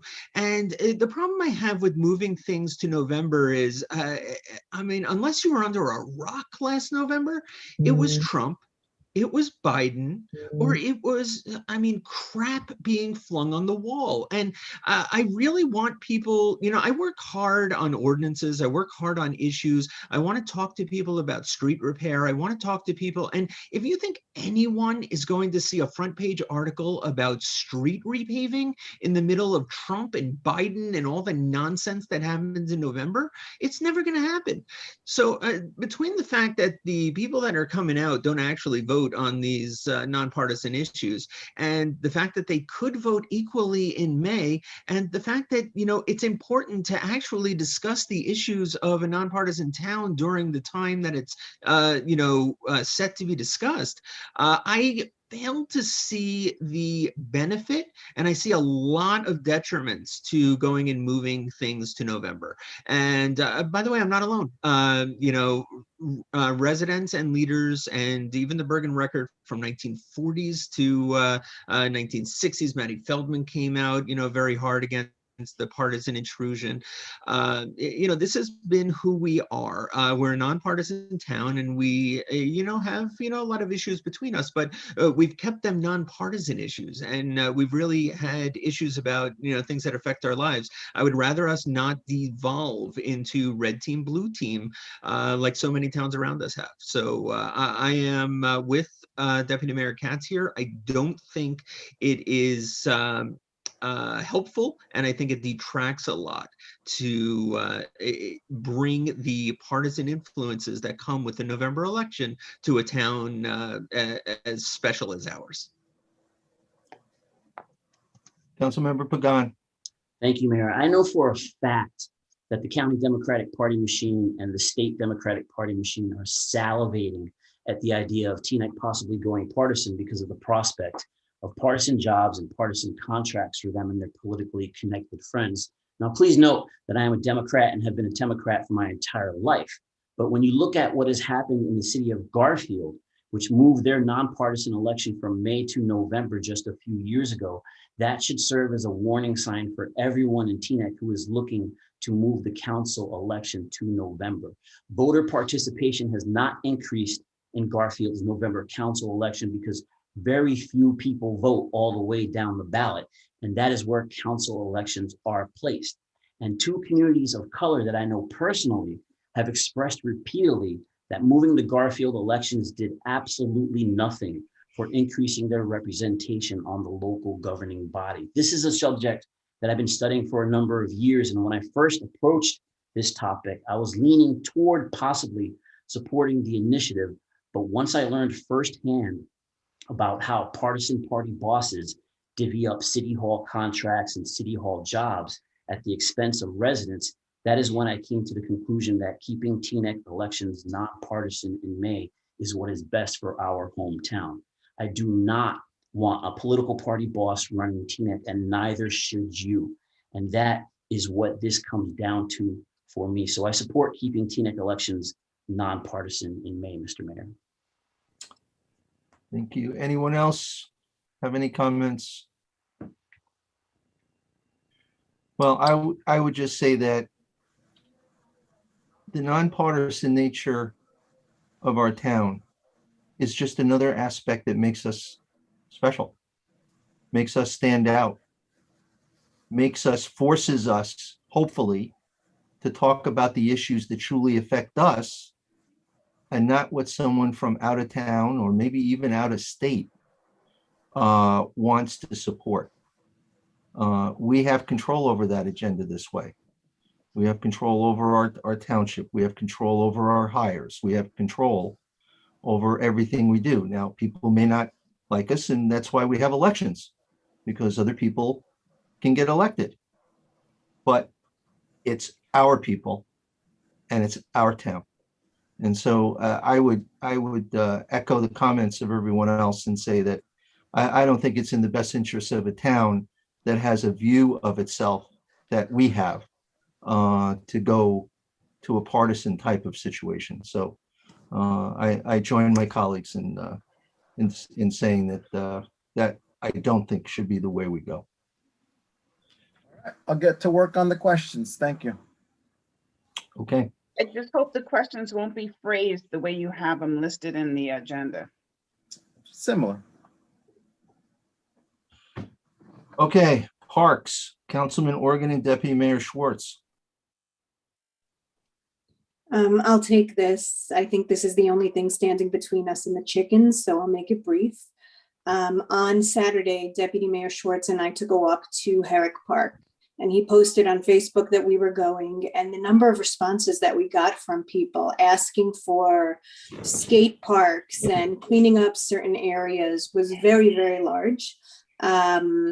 And when we got our first PPREB report, which was timely, it was winter, it wasn't park visiting season, but we thought maybe we could go visit a different park in a different part of town every week, take a walk over and have residents either come out and see us or let us know how they feel, if they have opinions on things. I know the Senior Citizen Advisory Board and Age Friendly TNEC gave us their preferences for things they'd like to see in parks, but we really haven't heard from the township, and that's really what we're here for. So just wanted to put it out there that we should, I think, be reaching out to people. If anybody has anything they want to let us know about a park, they can email the council. And we'd like to just visit all of them sometime this summer and take a look. So on with the chicken. I'm sorry, before you do that, Karen, were we talking about what park are we going to this Saturday at 4 o'clock, I believe? Can you talk about that? We're going to do Hawthorne, Hart, and Teaneck Southern. I think those are all. And I hopefully the mayor will be joining us this Saturday afternoon around 4. Approximately 4 o'clock. Yeah. Okay, very good. Thank you. Township Manager's report. Thank you, Mayor. Just regarding the parks, again, they're on a cycle with DPW for grass cutting. I'd like to bring back the Teen Clean program as well. I have to check with Ken Catter. We used to have a group of teens that were supervised by an inspector from the health department, and they went around, whether it was the parking lots, parks, to help clean everything up. So I'll check with Ken tomorrow and see if that's something we can try to do this summer. Just moving forward, we've had only 3 new, as I reported to council, COVID-19 cases since June 15th, which is great news. I know Holy Name has 3 or less in the hospital, COVID-19 patients in the hospital. None are on ventilators. I announced about a week or 2 ago that Sunday, the 27th, we're officially shutting down our vaccination site at the Rhoda Center. The last shot will be given at roughly 4 p.m. Holy Name will continue to administer the vaccinations at the hospital. And again, anyone needing an appointment, if you want to go to the Rhoda Center, make your appointment quickly by visiting vaccine.holyname.org. After Sunday, again, the shots will be given at Holy Name. In total, I learned today 157,600 doses were given at the Rhoda Center. That accounts for 74% of the total doses administered by Holy Name Medical Center, whether it was at the hospital itself or at the West New York facility. Again, the Rhoda Center accounted for 74% of the total doses that they administered. Pretty impressive. And again, I thank them for their partnership, their hard work, their commitment to this, and keeping our residents safe, not only in Teaneck, throughout the state. They saved many lives. Our Teaneck totals are at 3,650, and that's an increase of 19 since the last council meeting on June 1st, an average of 0.57%, which is good news. As everyone knows, the municipal building opened to the public on June 14th without restrictions. However, we do encourage people to wear a mask, but it's not required. I met with Dave Hollenbach from Kunitz Sign to start discussions on our COVID-19 tree of remembrance and plaque. I'm looking to possibly get a sitting bench as well on the municipal green to remember the 119 souls that we lost due to the pandemic. The 2020 road resurfacing project has commenced. We're always a year behind, so I get a lot of calls. It's not 2020, it's 2021, but this falls under the 2020 capital. American Asphalt has the contract. They've already started concrete work, milling of some roadways. The schedule is on the township's website, and that's all weather permitting, and it can be found under engineering, and then look for the project alert tab, and you'll see the list of streets and the schedule. This year, we have a customer service number. Letters will be given to the homes before work is started. There'll also be a business card given out for Fast Tech, our engineering service, that will have a customer service number on there so residents can call and address any concerns or issues they may have. I anticipate our resurfacing project should be completed sometime in September, so we're way ahead of schedule. We started this early, got a good jump start on it. The municipal parking lot was done. There's a couple minor punch list items that have to be completed, but the municipal lot came out great. Striping is done. Dual charging station should be up and running in a couple days. We gained about 5 additional spots as well due to striping. We put in the thermoplastic speed bumps. They're not your normal speed bumps, but they are painted in increments to give off a vibration when you go over it as a traffic calming deterrent. I'm appointing, as everyone knows, Ken Catter, our health officer, is going to be retiring soon. His last working day is July 7th, but effective July 1st, I'm appointing Dr. Gina Miranda Diaz to the position of health officer, and she will replace Mr. Catter. She comes with very great credentials, and I look forward to working with her as the township's new health officer. She will be the 4th one in the 60-year history since we've had a health officer. A reminder, my weekly or council meeting reminder, if you're not receiving my alerts, please visit the township's website, look for the sign up tab on the left-hand side of the column. Please sign up for Nixle. Please sign up for the email blast. It's very important that you get my messages. On Sunday, October 10th, we're going to make that TNEC Day, and that's going to celebrate our belated 125th anniversary and recognize the residents we lost due to COVID, and thank all of our first responders who worked so diligently through the crisis. There's going to be a lot of activities scheduled, and we'll have music by our very own Doug Roussillon, who will be the DJ of the day, spinning records. And Doug will come with a lot of energy, just like he does for every council meeting. So I'm looking forward to that. Thank you, DJ Doug. At no cost to the town. At no cost. Get ready. Again, this is a reminder about our 4th of July parade, which kicks off at 9:30 at Queen Anne Road in Highwood. That's going to proceed north on Queen Anne Road to the Rhoda Center. There's going to be a community celebration to follow with plenty of games and activities, including a concert at the band shell this year. Happy to report the Voti Pool, Splash Pad are now open 7 days a week, weather permitting. There's going to be, we're going to open up 9 sprinklers at our municipal parks beginning June 28th. And those parks include Ammon, Brooks Park, Coolidge Park, Hart Park, Herrick, Mackle, MLK, Sagamore, and Phelps. So on June 28th, the sprinklers will open up at those parks. The Recreation Summer Concert Series begins on July 7th. You can visit the township's website for the schedule of upcoming concerts. National Night Out is going to take place on Tuesday, August 3rd. It's going to be a little scaled back due to COVID and not the police department not being able to secure the normal resources that they have for this. But it's going to include a movie in the park. We'll be coming out with some more information shortly. We were recently informed that the new playground equipment for Rotunium Park is delayed due to lack of inventory. Again, from COVID, we expect to receive delivery of all the new equipment sometime in late August and/or September. An important note to our residents, business owners, landlords, Bergen County has established an emergency rental assistance program. And this is really designed and geared for landlords and tenants. I sent out a Nixle message last week and put the flyer on our social media platforms. Anyone that needs assistance that meets the qualifications, this is the number to call, 855-203-6952. And that number will be staffed Monday through Friday from 9 a.m. to 6 p.m. And the call center will be open until July 23rd. Again, this is for landlords and tenants that need emergency rental assistance. And that's a program that the county started. I, along with members from council, the fire department, police department, TVAC, attended an American flag raising ceremony at St. Anastasia Church on National Flag Day. Father Joseph D'Amico did a great job in rallying the community together for this event.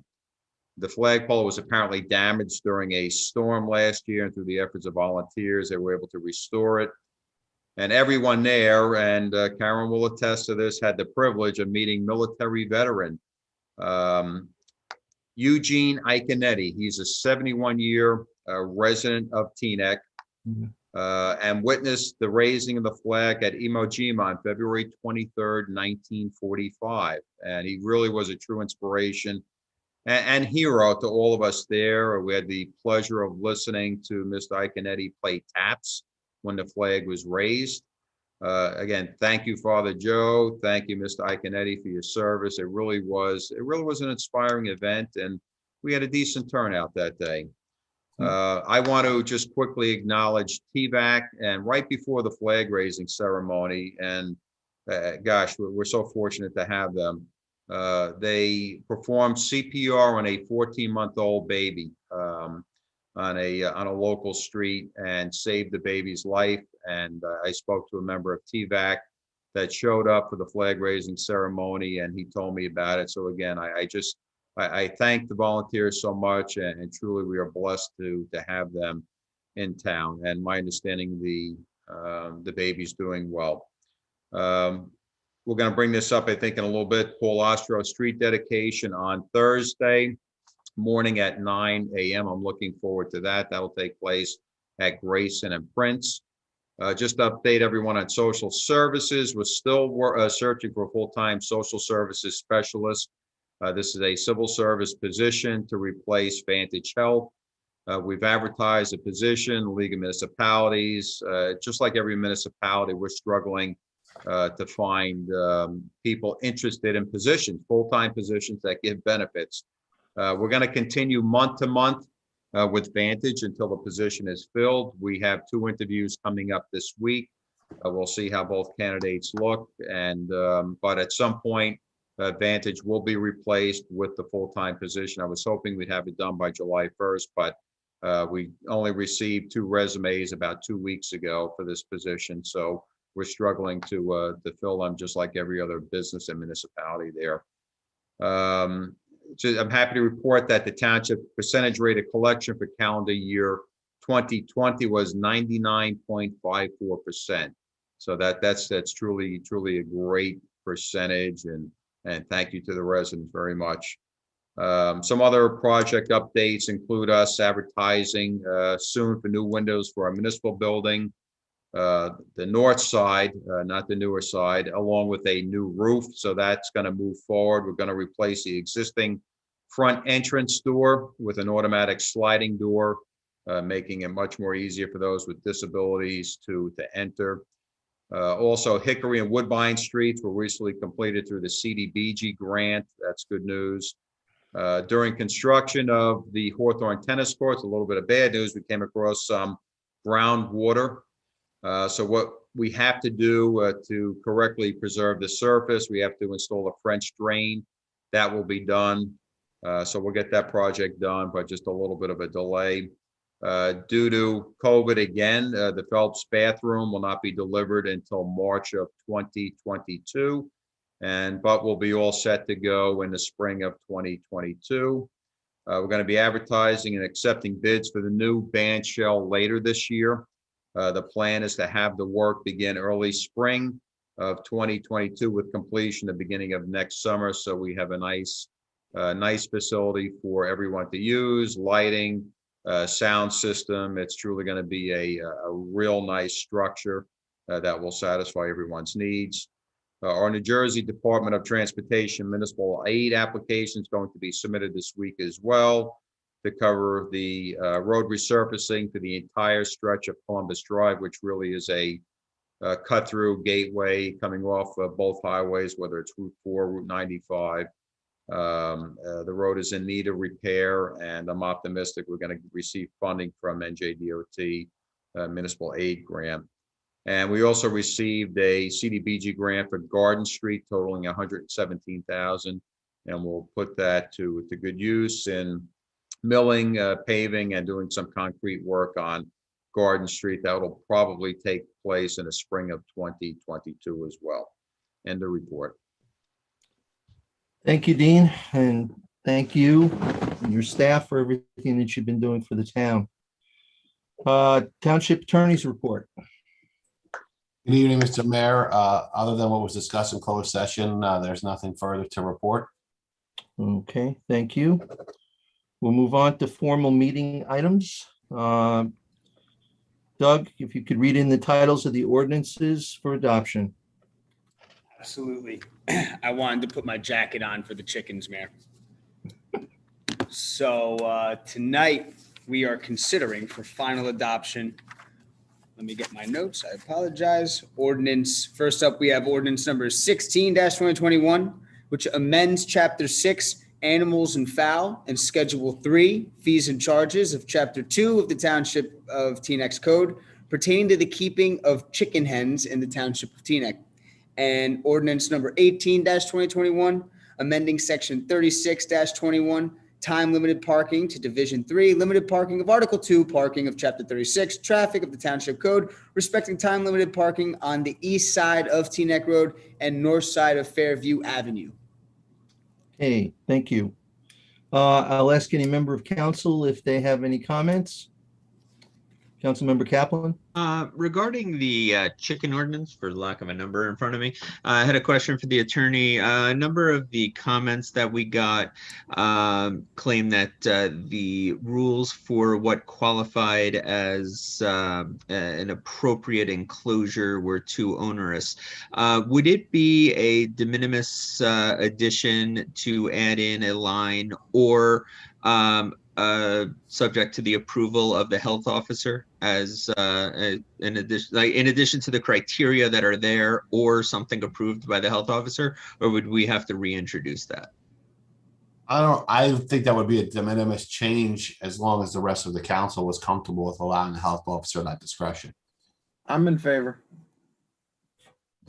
Councilman Kaplan, can you just repeat what you want to put in? Yes.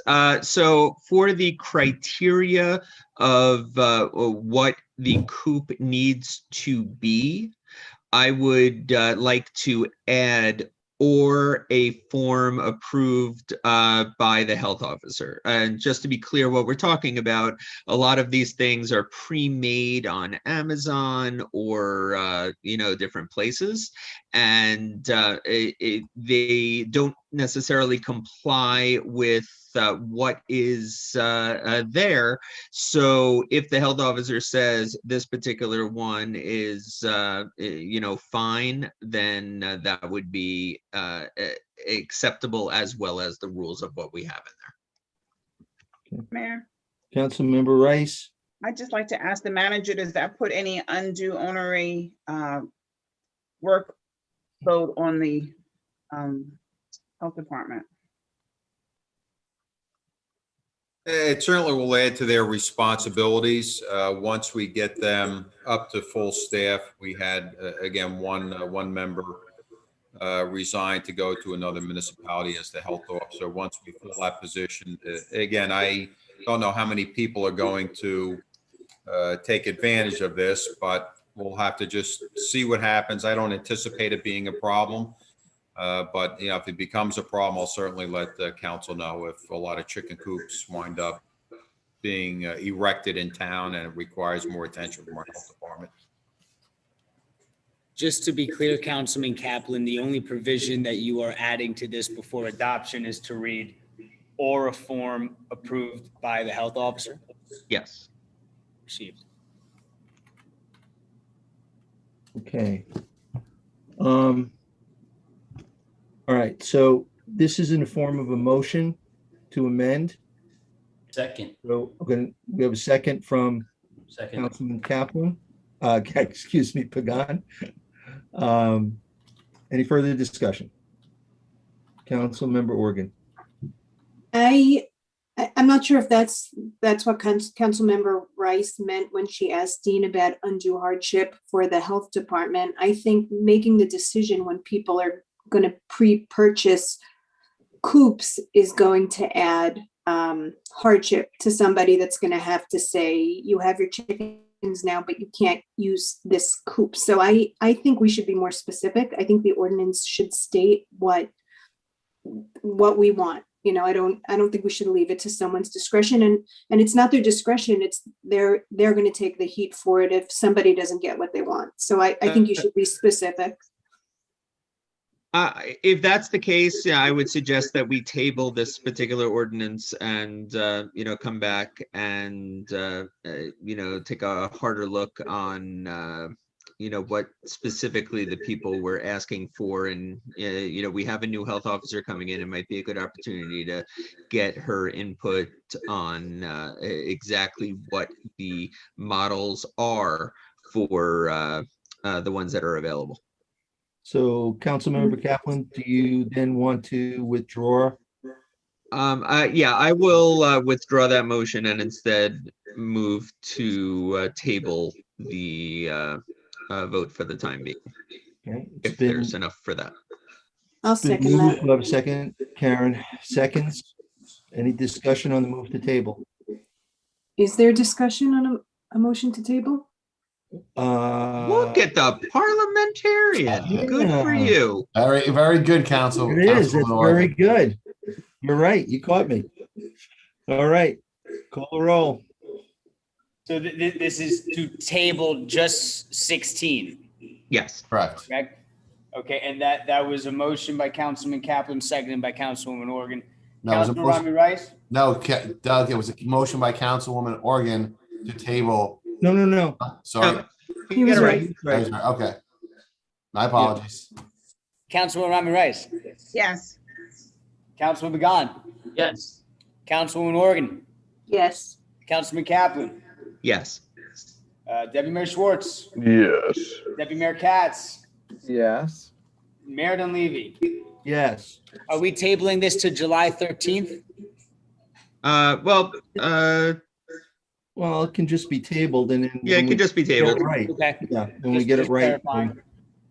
Okay. All right, so any discussion on 18/2021? Okay, hearing none, then we will open a hearing to the public for just ordinance number 18/2021. This is just for ordinance 18/2021.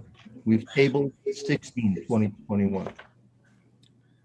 Okay, I have my timer out here, and just to remind members of the public, this is strictly just for ordinance 18/2021. If you're just tuning in, council voted to table ordinance 16/2021. So again, this is strictly just for 18/2021. If any members of the public would like to speak, you have 3 minutes. And naturally, I think we all know the deal now on Zoom that if your 3 minutes is not enough time for you to fit in your statement or thoughts or questions, please feel free to email me, your township clerk@tnecnj.gov, and I'll make sure that all your comments are included in the minutes. And with that being said, the public hearing is open. Anyone who would like to speak on ordinance 18/2021 only?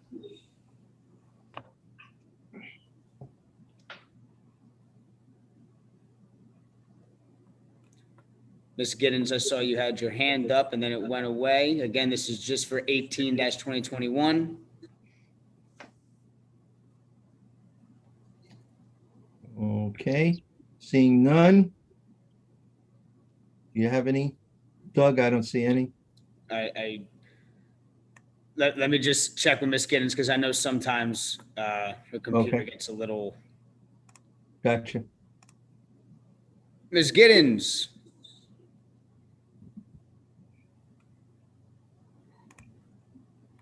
Okay, can you hear me now? Loud and clear, Ms. Giddens. Okay. Thank you for your patience. Oh my goodness. First of all, I just want to say it's always a pleasure to work with the township manager, Dean Kaczynski, and to witness democracy in action with the Teaneck Road Business Community Alliance, the merchants, and council. Hello. We work together on streetscape, and now we're working toward the southeast section of Teaneck Road to assist the merchants to stay in business, especially since during the COVID quarantine, they were forced to pay rent by their landlord without businesses being open. So this is a comeback for them, and they're very appreciative that the council is moving toward this goal of restricting the parking so that they won't have jam ups. You know, Teaneck Road can be horrendous at times, especially at that stoplight on the corner of West Forest Avenue, and it was double parking because people had to ride around the block and to get parking spaces. So now we have the parking. We're suggesting that a 30-minute parking restriction instead of 1 hour parking on Teaneck Road and on Fairview Teaneck Road, that is for the restaurant businesses where people are coming in and they have curbside pickup and things like that. And then on Fairview to have like a 2 to 3 hour parking restrictions so that the beauty parlor and the barber shop and the brow bar, people who require more time can also have parking as well. And I'd like to put in also that there's a municipal parking lot across the street directly in front of the firehouse on Teaneck Road that many people are not even aware of. It's hidden. Even the merchants didn't even know about it. So it'd be great to have additional parking there as well, you know? So I just wanted to congratulate you guys for working together with us. I appreciate that. All right? Okay. Thank you, Mrs. Giddens. Thank you. I see no Okay. other hands at this time, Mayor. All right, then I will declare the public hearing closed. Can I have a motion to move ordinance number 18, 2021? Motion Schwartz. Second? Second. Second. Councilmember Pagan. Doug, call the roll, please. Councilwoman Rami Rice.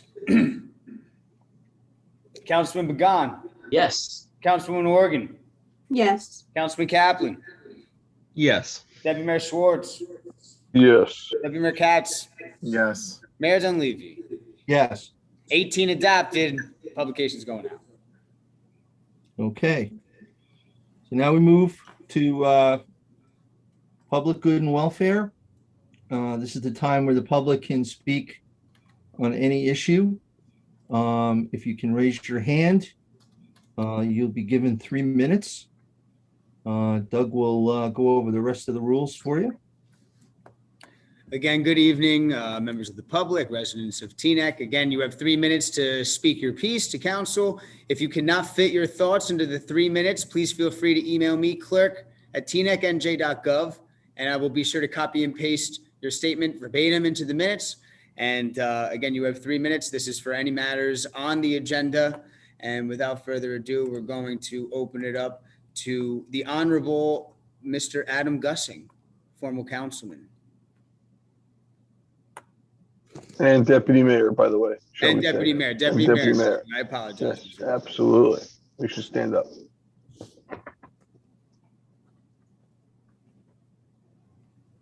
Good evening. Hello, sir.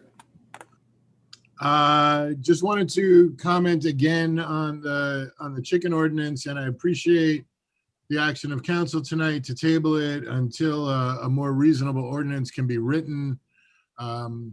I would encourage members of council to do a little online shopping, and not on Prime Day, because Amazon Prime is not the best place to buy chicken coops.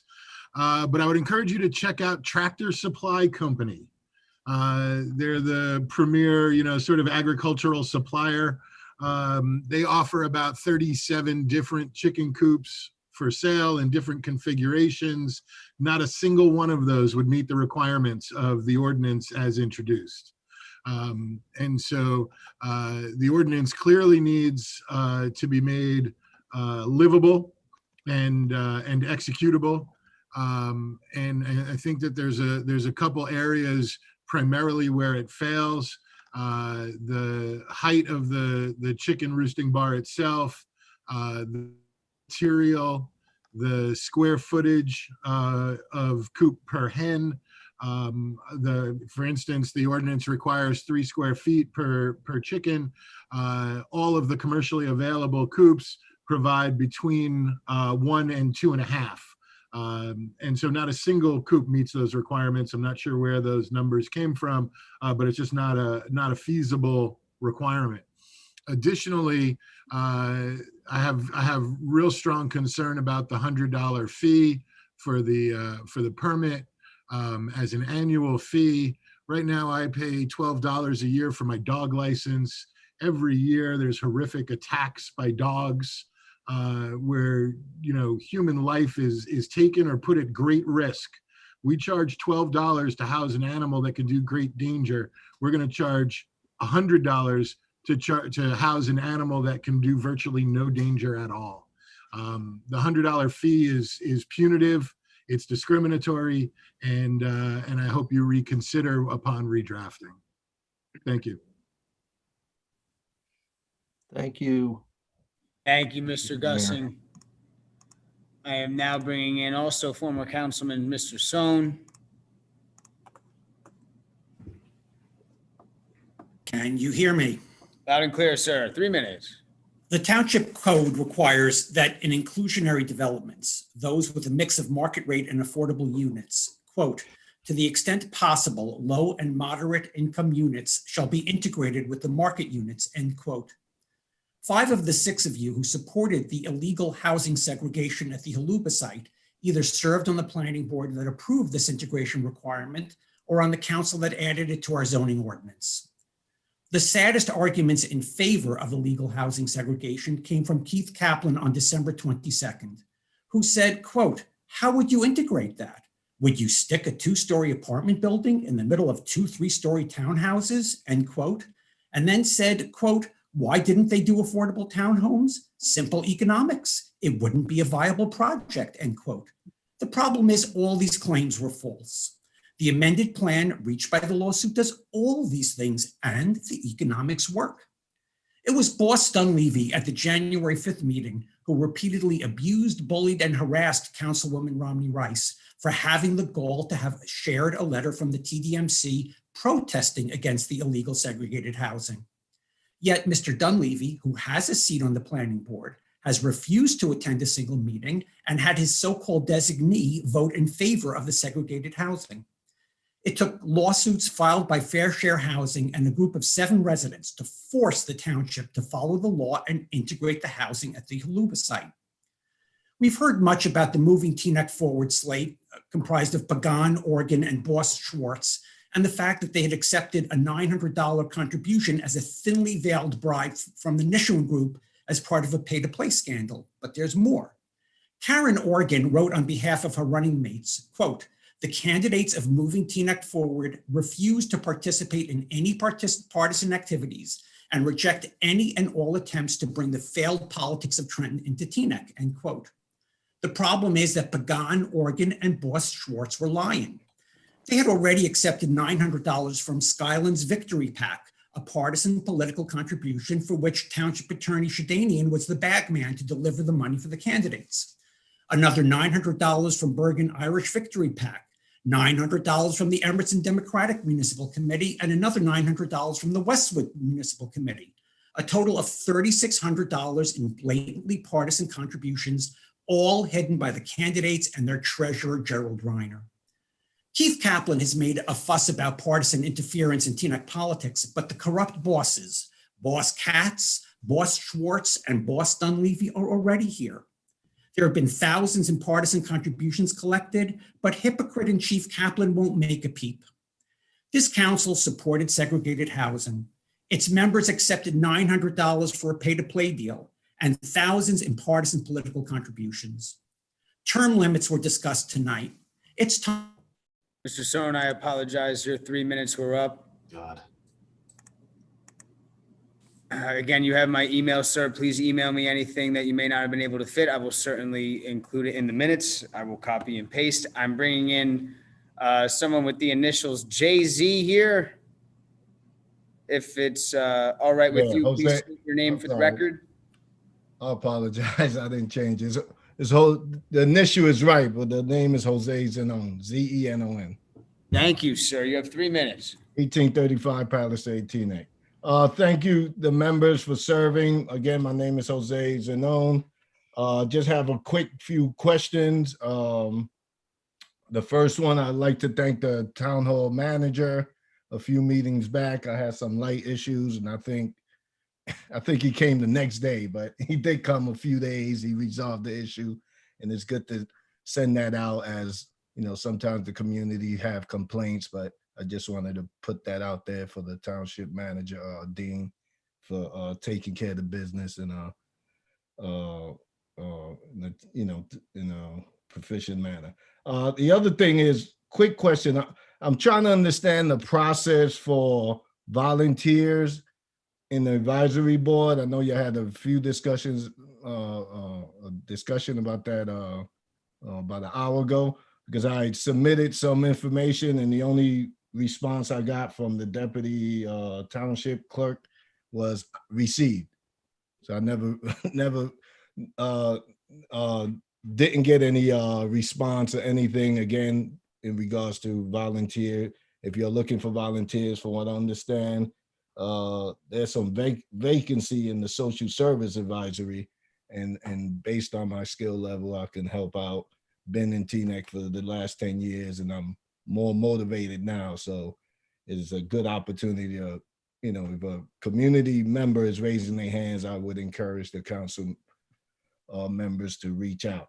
The last thing is I'm not sure if it was a town hall. Maybe I'm just suggesting this in regards to maybe solicit the town Teaneck community before you create some type of questions in regards to the election being moved, and that may help your case. If you understand, if the community may not even want it, so I don't even know why it could be discussed. Maybe understand where the community at in regards to that, and that would probably help the case, either moving forward with it or even creating the questionnaire that the deputy mayor suggested. The last thing, I would encourage the council members to look at the recording of this meeting. I'm not sure who's the parliamentary, if the attorney steps in as a parliamentary. I noticed there's not one in any meetings, but if you look at your recording, you'll see, a lot of things in regards to the efficiency of the meetings. There was motions on the floor, second motions, never, it was just a little confusing. And sometimes it's good to look at the recording, and then you can see how you can improve. But it sounds like you may need some parliamentary person. And I'm not sure if that's the attorney John, but that might help your meetings be more efficient. Thank you, and have a good night. Thank you very much, sir. And I thought that your name looked familiar. We will certainly be in touch about your application soon. I'm sorry it's taken so long. I am bringing in Mr. Charles Powers.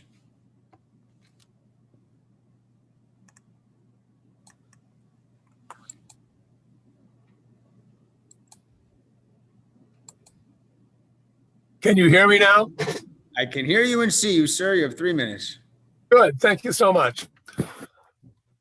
I want to pick up on something that former Councilman Sohn pointed out, which is that the argument being made by some in council that somehow going to November is going to add partisanship to what actually is already occurring in Teaneck doesn't match with the fact that it was only the 3 members who are on the council and one last May, Organ, Pagan, and Schwartz, who received money from partisan political organizations, $3,600 worth.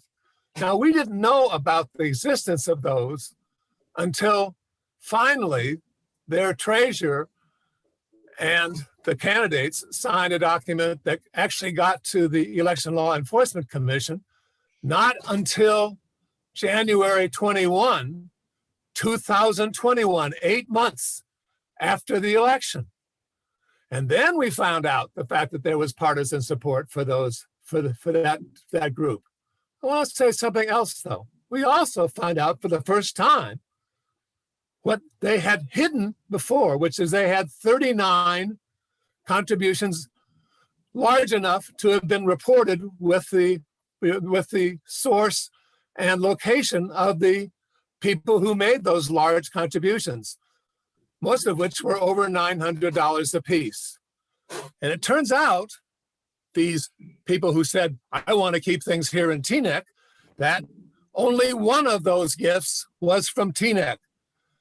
7 other large contributors did come from Bergen County, of course, but 24 were large contributors from New Jersey, but outside of Bergen County. I assume that they are very nonpartisan people, of course. And then 7 large contributors came from out of state. Now, they didn't tell us about that until January 21, 8 months after the election. But that's what we found out about who it was that was supporting the winning group. It is very hard to argue that this group of council people don't have some issues to work through before they start throwing attacks out about partisan politics being at the heart of the desire to get more people voting in November. Thank you so much. Thank you, Dr. Powers. I am bringing in now Mr. Stephen Burrow.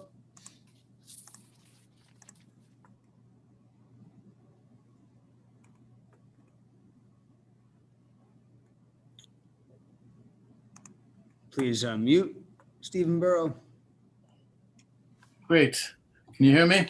Yes, sir. Loud and clear. Thank you, Doug. My name is Stephen Burrow. I live on Elm Avenue on the east side between Alma Terrace and North Street. I received a letter this week stating that Ordinance 27 would be on the agenda. That's what I want to speak to. The homeowners on our block have expressed their unanimous opposition to relaxation of the parking restriction on Elm Avenue. And we submitted a written statement. I hope you had a chance to read it. I'm not going to repeat the points in it. I do note that our block is one of the busiest streets in the township regarding parking. That's because we're just south of Cedar Lane. We have apartment buildings on our street. We have a church on the corner, and it's just constant parking. Currently, the rule, just so you know, on one side of the street, between the hours of 2 and 7 a.m., 3 days a week, there's no parking. On the other side of the street, 2 days a week. Between those hours, there's no parking. That is the only restriction we have. That's what we would like to maintain. All that being said, I want to thank the council regarding the proposed ordinance. It's clear to me that you're at least taking our concerns into account. The proposed new ordinance, as described in the minutes, would preserve in some measure the essence of the block. And I personally hope this is the final chapter in the Elm Avenue parking saga. I doubt it. I think the chickens are coming home, whatever. I do want to note a drafting issue, however. The notice I received stated that the proposed ordinance would simply delete from the code the restriction of parking alongside the east side of Elm Avenue. The moving council person, however, stated that the intent was to remove the parking restrictions only along the Elm Avenue property line of the Academy of Greatness and Excellence that's on the corner. Accordingly, the ordinance should be modified, and I'm just going to read what it is. It's section 3619, between 2 a.m. and 7 a.m., Elm Avenue east side, from a point 390 feet south of the southerly curb line of Cedar Lane 2. And here's what the new language is: a point 150 feet north of the northerly curb line of North Street on Tuesdays and Thursdays only. And I think that would enact the intent as expressed by the council person. I want to broaden the topic for just an instant, and I urge us that as we broaden our housing stock and approve new apartment complexes, which I fully support, that we do assure that they provide for adequate parking so we don't have this situation just repeated elsewhere. I want to thank you all for your consideration, and I do thank you as well for your service to the township. Is that all, Mr. Burrow? How much time do I have left? You have 40 seconds, sir. Oh man, I'm gonna give that back to you. Everybody get to bed that much earlier. Thank you. Thanking it. You got it. I am now bringing in back Mrs. Giddens.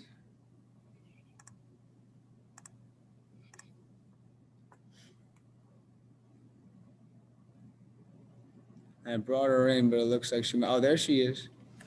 Wait a minute. Okay, hi, I'm back. Hello. Hey, Mrs. My Giddens. granddaughter had to help me. Okay. Okay, don't time me yet. Okay, I gotta catch my breath. All right, hold on a minute. I had a little time left over.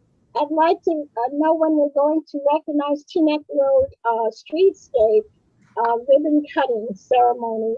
And we did work with the council. The council worked with us rather in the Northeast community. We come up with a slogan, and so we'd just like to get that on. I want to thank Councilwoman Karen Orchard for recognizing Congressman Josh Gottheimer. He deserves recognition for his leadership of the people, by the people, and for the people. He assists small businesses to stay in business, and he has a respect for women and recognizes them in leadership. I'd also like to applaud John Shanadian for being the lawyer for the township of Teaneck. He's really a good guy as well. Excuse me. Carol Otis was not only a friend of mine, but she was also a friend of youth. She as a teacher, and she worked in government and education as well. And so I'm happy that she is going to have a street named after her. I would like to address, oh my goodness, Councilwoman Javon Rumley Weiss. I totally agree with you on term limits. Familiarity breeds contempt. And also, I would like to speak to Deputy Ellie Katz in terms of his comment about feeling comfortable with people you work with. We have to learn to work together, whether we're comfortable or not. And we're adult enough to do so. I'd like to see Teaneck work diversity, not just pose diversity, if you catch my drift. Okay? All right, that's it. Thank you. Thank you so much, Mrs. Giddens. Please be safe out there. You too. Bye. I am now bringing in Felix Ortiz.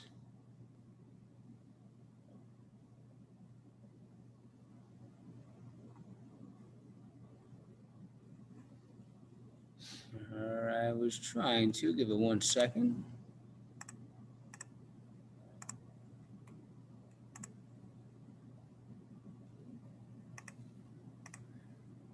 Just running a little slow here, everybody. Give us 1 second. If you could hear me, Felix, I'm trying to promote you.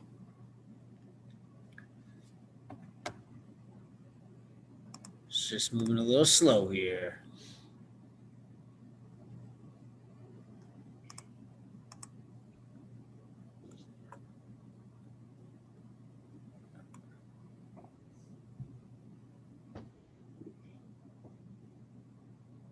Felix, I'm trying to promote you and it's not bringing you forward. You should show up in just a minute. In the meantime, I'm going to bring in Debbie Eliyahu. Hi, good evening. Can you hear me? Loud and clear, Debbie. Hear you. Hi. I actually would like to speak about the issue of the elections. Now, I heard Deputy Mayor Katz's proposal for how he would word referendum on a ballot, etc. I know I'm not phrasing it right, but I hope he was just joking, because that was so not objective. And I think that anything that is put before voters really needs to be objective. So if I'm making an offer, if you're having trouble finding a way to phrase it objectively, I am a published author of research documents and an article, and I'd be happy to help so that the reader won't know what your opinion is, because that's the way it should be phrased, so that the reader will not know what your opinion is. That said, I prefer November because I believe that we can, a couple of things. We can remind voters to look to wherever the council is listed. If they're listed nonpartisanly, we can say, look where they're listed. And if they're not listed partisanly, that won't be an issue. The second thing is, I think that voters are smart enough to ignore party listings if they're listed separately. Also, I personally don't think that there should be partisan funding or corporate funding for council members. I think that should be out of the deal so that we as township residents are deciding who runs our council and not have outside influence or corporate influence deciding other things. I think it's time to get money out of politics, time to get people back into it. Maybe there is a way to do that. I really hope there is, because I think it has spoiled the way things are done. I don't like whenever I hear that there were party donations and corporate donations. It puts in the question of why are votes being made the way they're being made. It makes me question the objectivity of the person who is voting in a certain way. Is it really what they wanted and they felt, or is it something else? So thank you very much, Deputy Mayor Katz. I am at your disposal to do completely objective writing as I learned to write. This researcher found, completely objective. I can even do statistics for you. Done that for many, many years. So Doug knows how to reach me. Right, Doug? I know how to reach you and almost everybody in the township, believe it or not. Yes. Thank you. So thank you. Good night. I wish you all well, and I hope you all have a lovely evening. Ta-ta. Be safe, Debbie. Thank you. You too. Felix, it looks like we got you in. Feel free to unmute.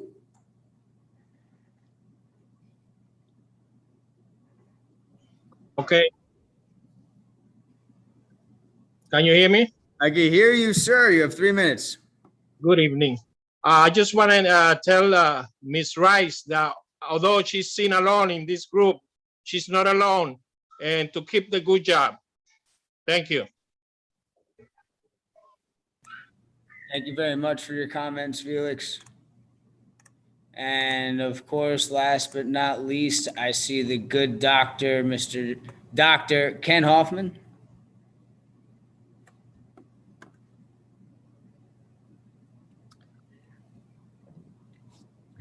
There we go. I think as Alan would say, can you hear me now? I can hear you loud and clear. 3 minutes, sir. Yes. Wait a minute. I'm going to start. Doug, this will be the first time I actually send something to you because I have more than 3 minutes to speak of stuff. I wish to use my expertise as a physician, as an epidemiologist, and as chair of the PPRAB and most for my comments.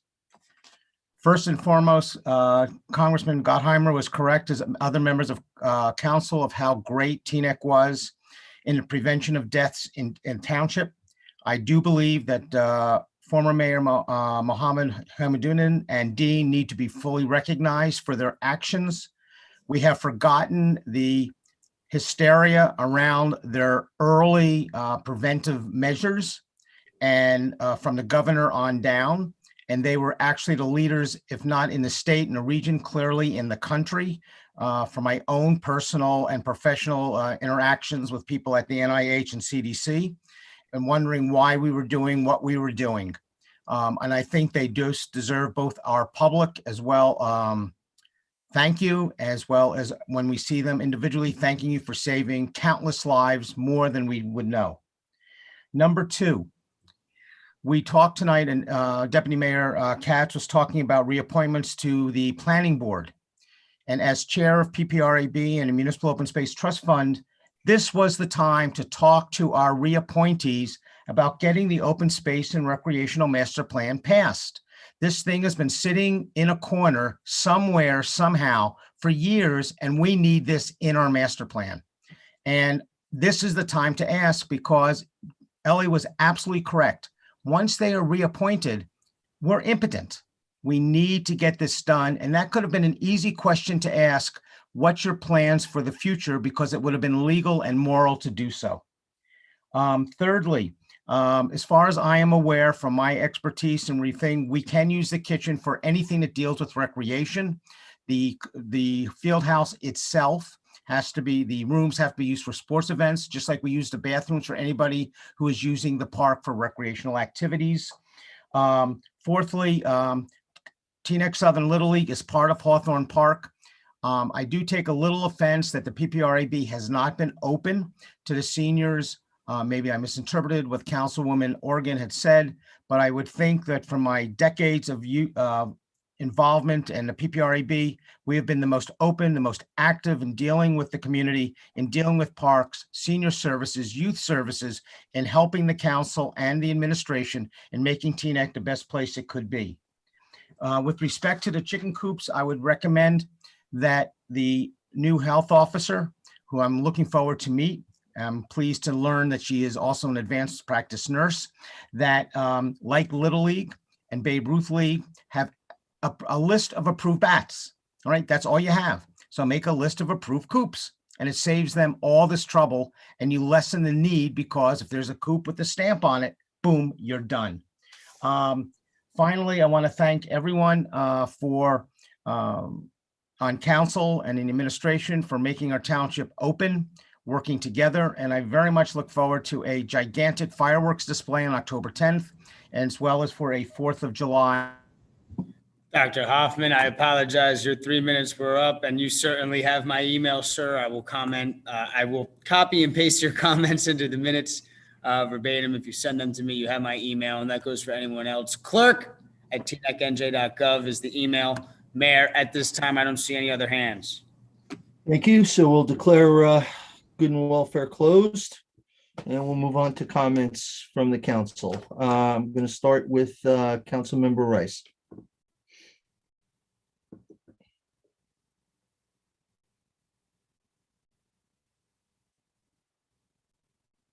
Councilmember Rice, you're muted. Muted, Councilwoman. Sorry. Okay, so thank you to all the residents and taxpayers who attend these meetings and voice their concerns. I also want to say thank you to the township employees, Doug, Thomas, and Glenna, who attended the Juneteenth flag raising, as well as council members that was conducted in the morning of the holiday, June 19th, to accommodate all those who wanted to attend, and congratulate Teaneck residents Theodore Lacey and Nathaniel Briggs for being honored by the NAACP and the county as living legends in the fight for civil rights at the Juneteenth celebration at Overpeck Park. Enhancing the festivities of the day here in Teaneck, a thank you to resident Celine Lewis for organizing a gathering at the Teaneck Burial Grounds, in addition to helping with the program at the flag raising, as well as Reggie Pittman, who organized a program at the BLM mural prior to the flag raising. I also appreciate Dr. Hoffman's comments about holding accountability and asking the important questions to our statutory board members. And I'd like to see if we can get an answer to that question raised prior to appointing those members, that we do get some answers that we've been long awaiting. Thank you. Thank you. Councilmember Pagan. Thank you, Mayor. I want to thank all of our residents for expressing their opinions tonight, except of course the 2 residents from Cottage Place and Academy Lane who have no idea what they are talking about. But Mr. Mayor, I'd like to note that several residents have reached out to me recently asking about financial assistance for families with past due utility bills during the pandemic. And I just want to let them know that help is available. During coronavirus, the state and its utility companies have upheld a moratorium on utility shutoffs to help ensure no one goes without water, gas, or electricity during these difficult times. Many of these programs are now working with expanded budgets to meet the increased need for aid. In particular, utility customers should ask their providers about the Low-Income Home Energy Assistance Program, known as LIHEAP, which helps low-income households pay for heating costs and certain medically necessary cooling expenses. And the deadline to apply for this program is on June 30th. There is also the Universal Service Fund program, which makes energy bills more affordable for residents who have annual household incomes at or below 185% of the federal poverty level. Residents can also ask their utility provider about the Payment Assistance for Gas and Electric Program, also known as the PAGE program, which is administered by the Affordable Housing Alliance and provides relief on gas and electric bills for low to moderate income New Jersey households. Residents can learn more about all these programs by asking their utility provider directly and or by visiting the Board of Public Utilities website at www.bpu.state.nj.us and by clicking on the Assistance Programs tab. Or you can call 211 on your telephone, because the 211 program provides information about local resources and programs that were created to help state residents looking for assistance. I've also been asked recently about foreclosure mediation assistance programs, and there is help out there for families in need. The New Jersey Housing Mortgage Finance Agency has been helping families throughout the state during the pandemic keep their homes and apartments with services and assistance through foreclosure and pre-foreclosure mediation, counseling, and by providing resources. Residents can learn more about the New Jersey Housing Mortgage Finance Agency and the programs they have to help by visiting their website at www.nj.gov/DCA/HMFA or by calling 1-800-NJ-HOUSE. And lastly, I'd like to thank all of the residents who voted in the June 8th primary. Elections are important because they determine policy, and Teaneck had the highest turnout in the District 37 primary. So thank you to everyone for voting. And that is my time, Mr. Mayor. Thank you. Thank you, Councilmember Pagan. Councilmember Kaplan.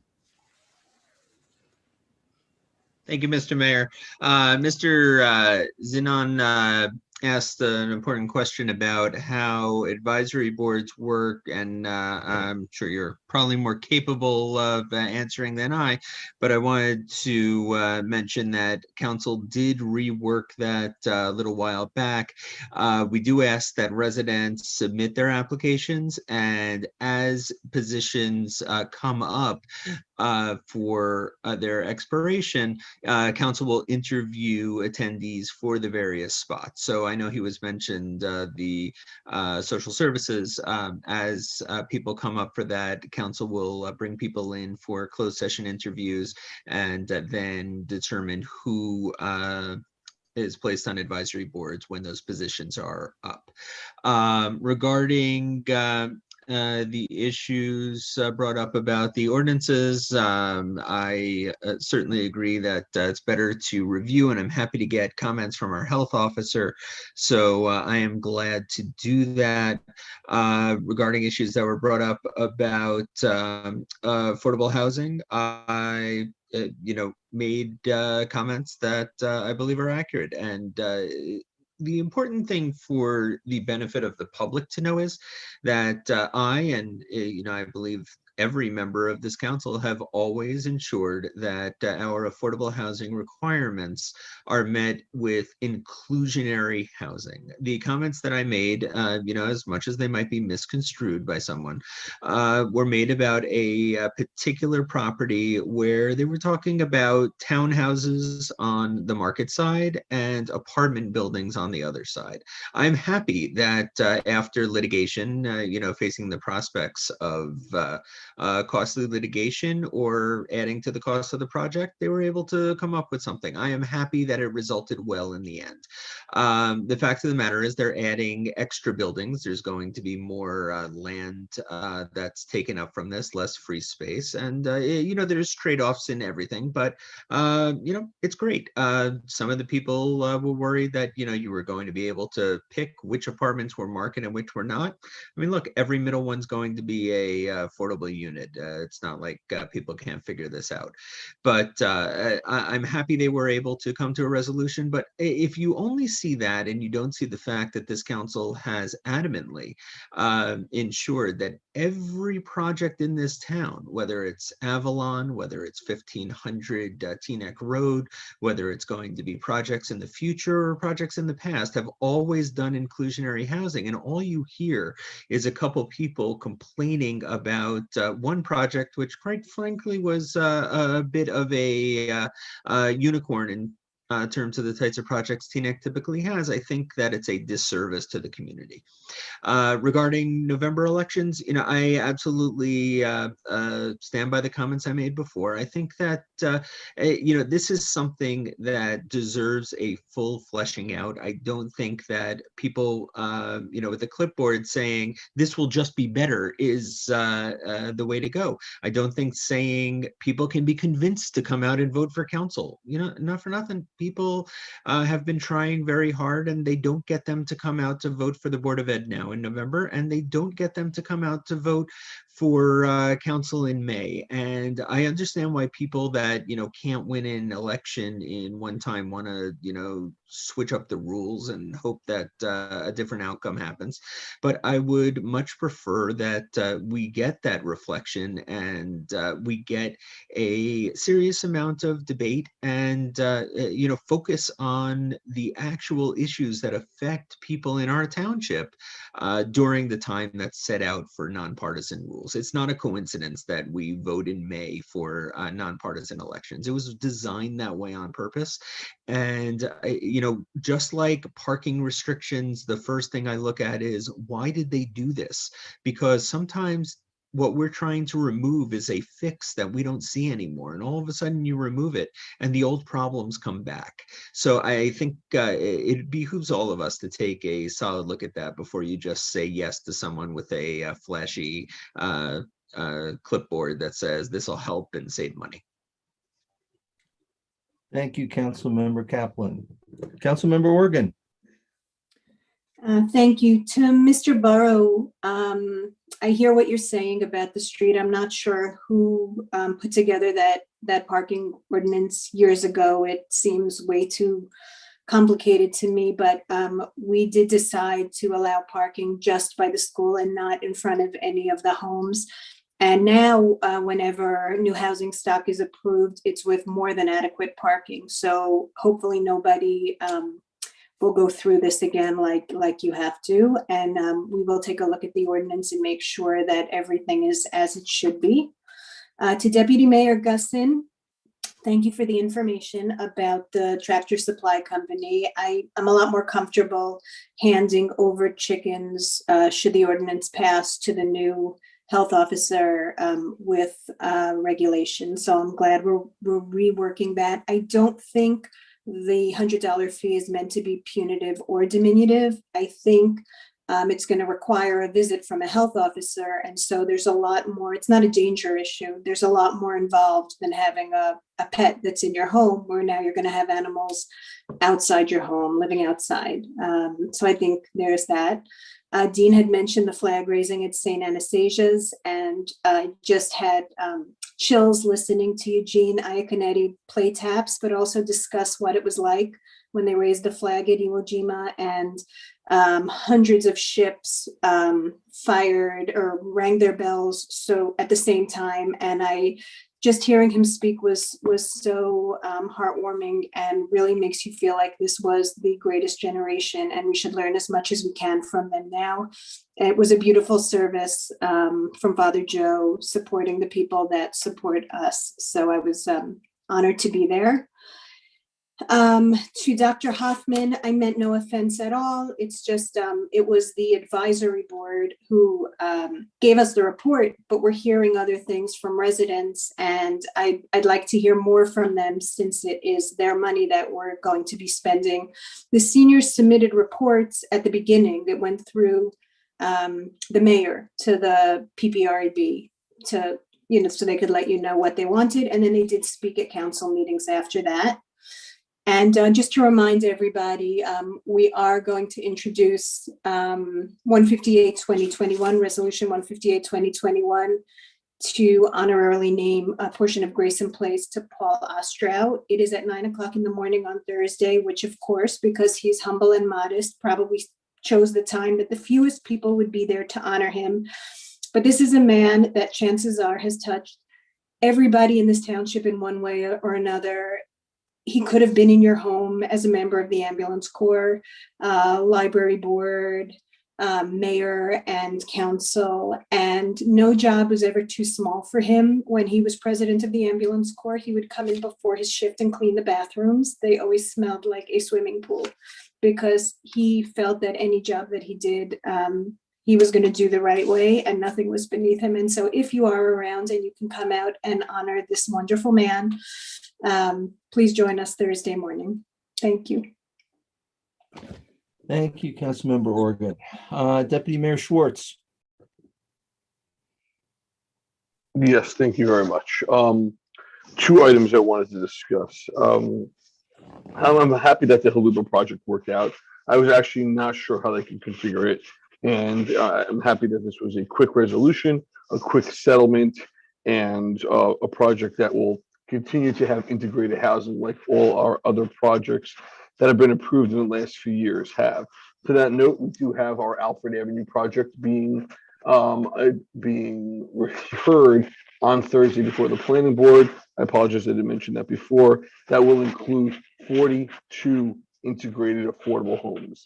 That is huge. So I look forward to everyone's support on that. And just to go back to Ms. Eliyahu, thank you for your words in terms of who we can, convince people to vote in the elections. It always astonishes me how very few people vote. I've voted in every single election. I've made sure to vote by mail, so I can never have a last chance or last second cancellation.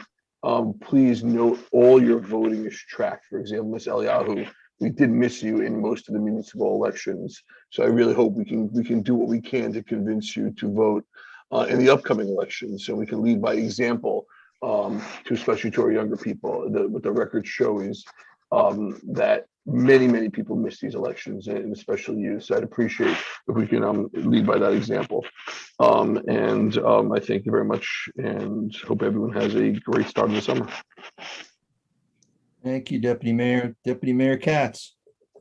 Yeah, I'm hopeful that we resolve the chicken issue expeditiously. I don't want to, see this go on long. I understand the change and the need to change, and it sounds like it makes sense, especially after what Deputy Mayor Gusson, brought up and showed us. So hopefully we can turn this around quickly. Ms. Eliyahu, I appreciate the offer, and I know it's sincere, but honestly, I'm looking to try to address this subterfuge as best as I can.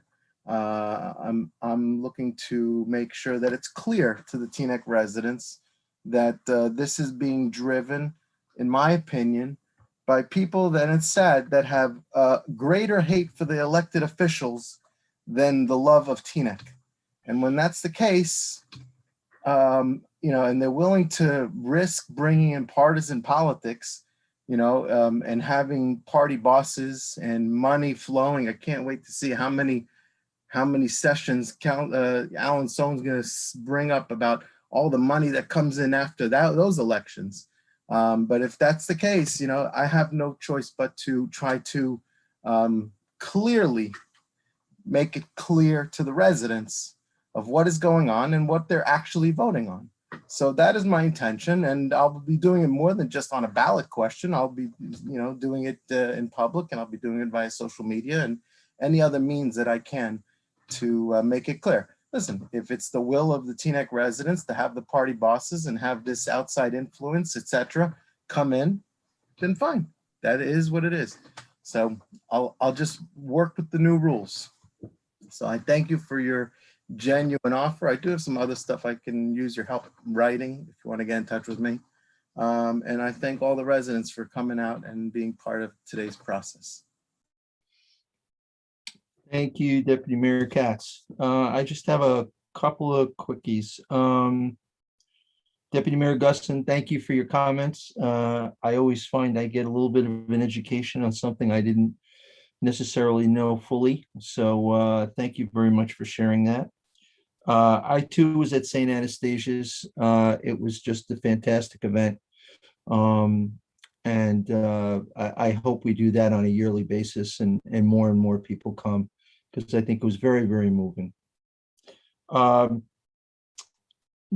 Zenon, in terms of advisory board appointments, Actually, we're going to be doing our reappointments tonight. And then over the next day or two, the clerk is going to be putting out a call for all the vacancies on all the advisory boards. And then you can submit an application online, which will then be put into the hopper for whichever board you want. And then our subcommittee will look at them and decide which ones to bring to the council for interview. So that's going to be the process, and actually the process will be happening very soon. Ms. Giddens, I want to agree with you on your concept of working our diversity. At our Juneteenth celebration, where I spoke, I was able to, I said several times, I think, that diversity is our strength here in our town, and that we need to build on that any way, shape, or form that we can. So we're going to be doing some things. I think the advisory board on community relations will be bringing up some things, hopefully in the early fall, and do other things to try and bring people together around this town, so that our movement around this town is seamless and everybody knows everybody, because I think that's the way we also keep each other safe. Let's see. And I think, yeah, I think that's all I have. Okay. All right. Moving on to the consent agenda. So Clerk, if you could read the amount of the bill list. So also though, before we introduce the consent agenda, we should detail, just back for the record, that we are pulling those resolutions that we mentioned earlier, which I'll repeat for council. Those are resolutions 186 and 187.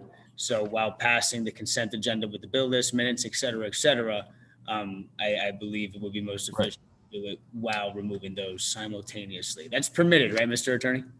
Correct. And we also disposed of 157. Oh, yeah, we handled that one earlier. Right. Okay. Right, so the consent agenda, including the bill list in the amount of $10,930,170.36. Okay. Do I hear a motion? Motion Schwartz. Have a second? Second. Okay. Does anybody want to pull any of these for discussion? Okay. Hearing none. So the motion before you is raffles, minutes, resolutions 158, 159, 160, 161, 162, 163, 164, 165, 166, 167, 168, 169, 170, 171, 172, 173, 174, 175, 176, 177, 178, 179, 180, 181, 182, 183, 184, 185, 188, 189, 190, 191, 192, 193, and the bill list. So moved. Councilwoman Rami Rice. No on 185, 186, 187. Actually, 186 and 187. Those are pulled from the consent. 186 and 187 are pulled. Oh, perfect. Makes my life even easier. Yes on all, and abstention on the bills list. And Councilman Began. Yes. Councilwoman Organ. Yes. Councilman Kaplan. Yes. Deputy Mayor Schwartz. Sorry. Yes on all with the exception of 188 through 193. Are you? Abstain. I'm sorry. Abstain. My apologies. Abstaining on Yeah, 188. abstain. Are you trying to do that for all the liquor licenses? Yeah, if you don't mind, yes, if that could be, I know it's just, yes, I'm principal, correct, sorry. All good, all good. Liquor license. Deputy Mayor Katz, Abstention on the bills list and on all the resolutions. on all resolutions. Yes, sir. And Mayor Dunleavy, Yes on all except 185, 2021, and I'm recusing myself on that one. and abstain from Jim Dunleavy. Okay, everything has adopted. All right. I'll move to introduction of ordinances. Clerk, please read in the ordinance, title of the ordinances for the record. All right, everybody sit tight. We have a few ordinances that we are introducing this evening for first reading. I'm just muting you all because I'm just hearing some feedback. I apologize. First up this evening, we have ordinance 19-2021, amending Division 2 roadways of Article 2, excavation in public ways of Chapter 14, excavations and soil removal of the Code of the Township pertaining to excavations within public roadways, streets, parks, or public places. Ordinance number 2021, establishing salary ranges and classification of positions for municipal employees in the township included within the Public Works Supervisor Group for the years 2021 to 2024. Ordinance number 2022-2021, amending section 36-12 of Division 2 of Article 2 of Chapter 36 entitled Traffic of the Code of the Township of Teaneck, respecting prohibited parking at all times along a portion of Jefferson Street. Ordinance number 23-2021, amending section 36-11.2 of Division 1 of Article 2 of Chapter 36 entitled Traffic of the Township Code to delete restricted on-street parking spaces for the handicapped at 370 Woods Road. Ordinance number 24-2021, amending section 36-11.2 of Division 1 of Article 2 of Chapter 36 entitled Traffic of the Township Code, adding restricted on-street parking spaces for handicapped at 1410 Somerset Gate. Ordinance number 25-2021, amending Article 2, parking of Chapter 36, traffic of the Code of the Township of Teaneck to add regulation of electric charging stations and amending Appendix 3, fees and charges for certain township services of Chapter 2, Charter Administrative Code of the Township of Teaneck respecting electric charging station fees. Ordinance number 26-2021, amending section 36-14 of Division 2 of Article 2 of Chapter 36 entitled Traffic of the Code of the Township of Teaneck, respecting prohibited parking between the hours of 9 a.m. and 1 p.m., Monday through Friday, along a portion of Shelbourne Street. And last but not least, ordinance number 27-2021, amending section 36-19 between 2 a.m. and 7 a.m. of Division 2 prohibited parking of Article 2 parking of Chapter 36 traffic of the Township Code respecting the east side of Elm Avenue. And believe it or not, that is it. Got to unmute yourself there, Mayor. I'm sorry. That was my bad. Okay, do I hear a motion to introduce ordinance number 19, 2021, number 20, 2021, number 22, 2021, 23, 2021, 24, 2021, 25, 2021, 26, 2021, and 27, 2021. So move. Mr. Mayor, before we introduce, I just want to make a comment about 27. Well, let's get the introduction in a second and you can have a moment. Okay, it's on the floor, moved by Councilmember Rice. Do you have a second? Councilmember Organ? Councilmember Kaplan, discussion?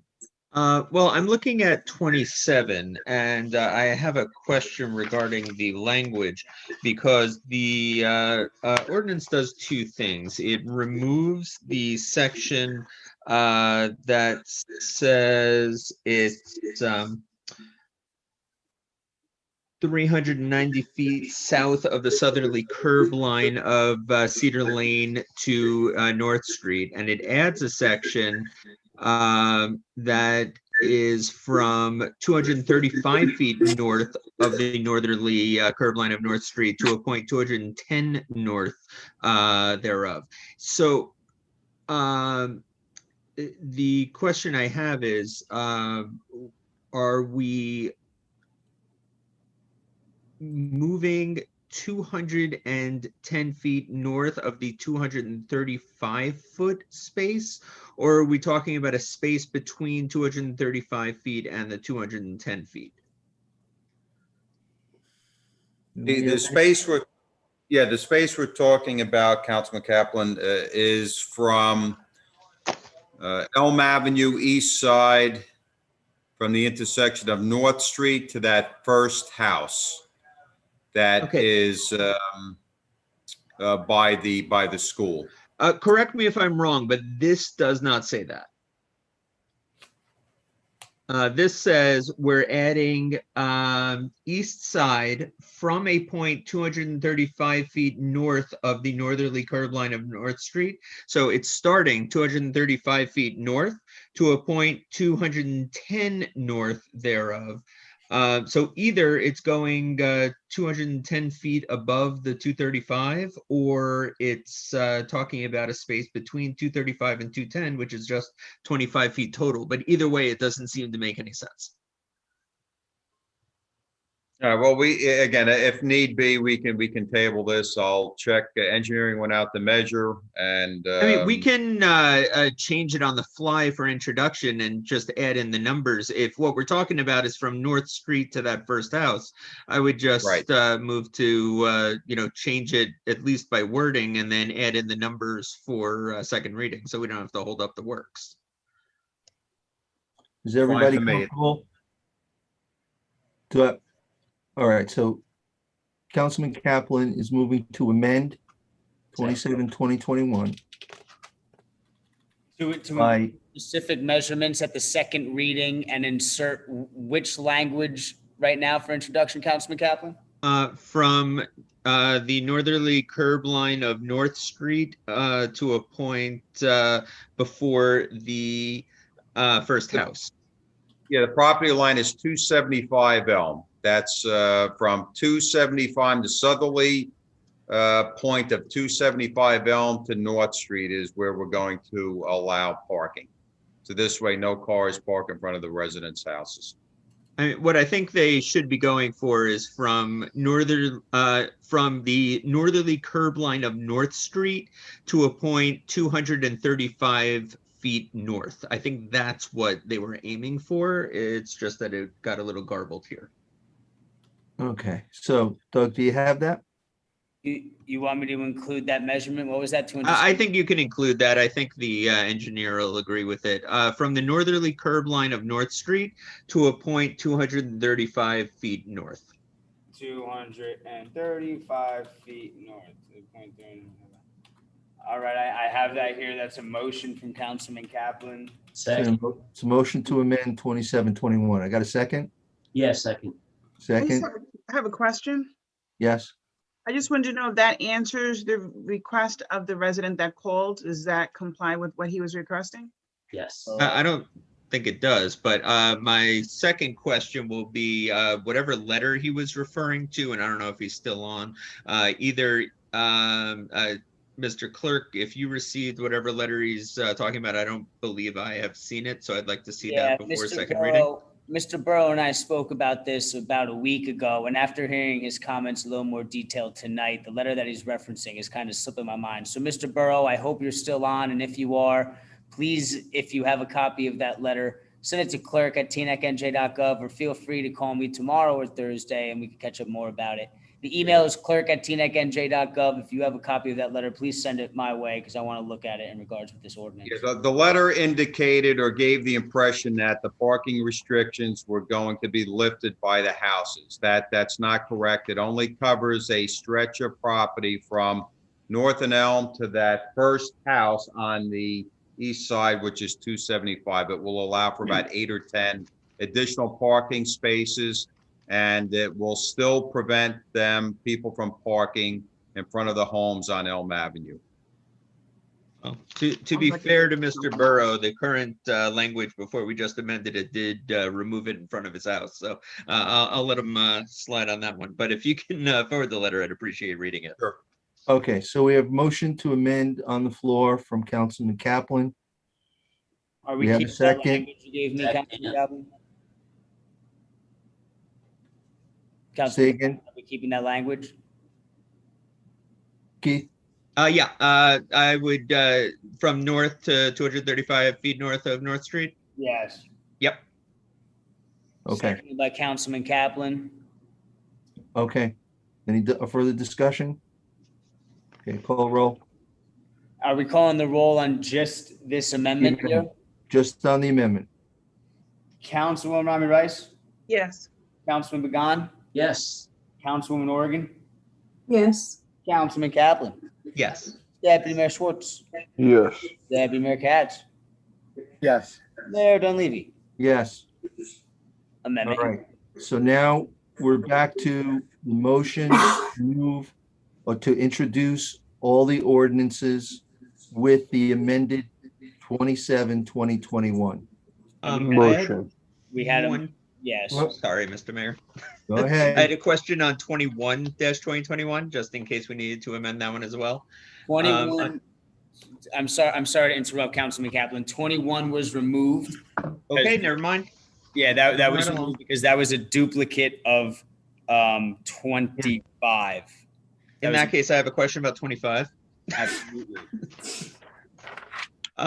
It mentions that they're only allowed to park there for as long as they're charging up their cars. As soon as the like meter clicks down to 0, is there a grace period at all, or are they subject to a ticket the moment the meter stops? Mr. Manager, you're muted. There is no grace period incorporated into the ordinance. We have one parking enforcement officer, so I right now would not be concerned about 1 minute over. You know, obviously, if someone is camped out there, okay, and we get a that's fine. It'll be. Okay, so what we have on the floor is for introduction of ordinances. Do we need to extend the meeting, Mr. Mayor? 20. Mr. Mayor, What? Motion do we need to extend the meeting? Motion to extend the meeting until 11. Motion to extend the meeting. Second. Okay, Heads up, take my. you ready? Okay. Motion to introduce ordinances 19, 20, 22, 23, 24, 25, 26, and 27 as amended. Second. Clerk, call the roll. Councilwoman Rami Rice, Yes. Councilman Began, Yes. Councilwoman Oregon, Yes. Councilman Kaplan, Yes. Deputy Mayor Schwartz, Yes. Deputy Mayor Katz. Yep. Mayor Dunleavy. Yes, Ordinances introduced. We'll see him again on July 13th. very good. Seeing no other business on the agenda for this evening, can I have a motion to adjourn? Motion to adjourn. Second, Schwartz. Second, all in favor? Aye. All righty. Have a good night, everybody. Have a Thank great you. one, everybody. Bye. Have a Good good night. night. Bye-bye.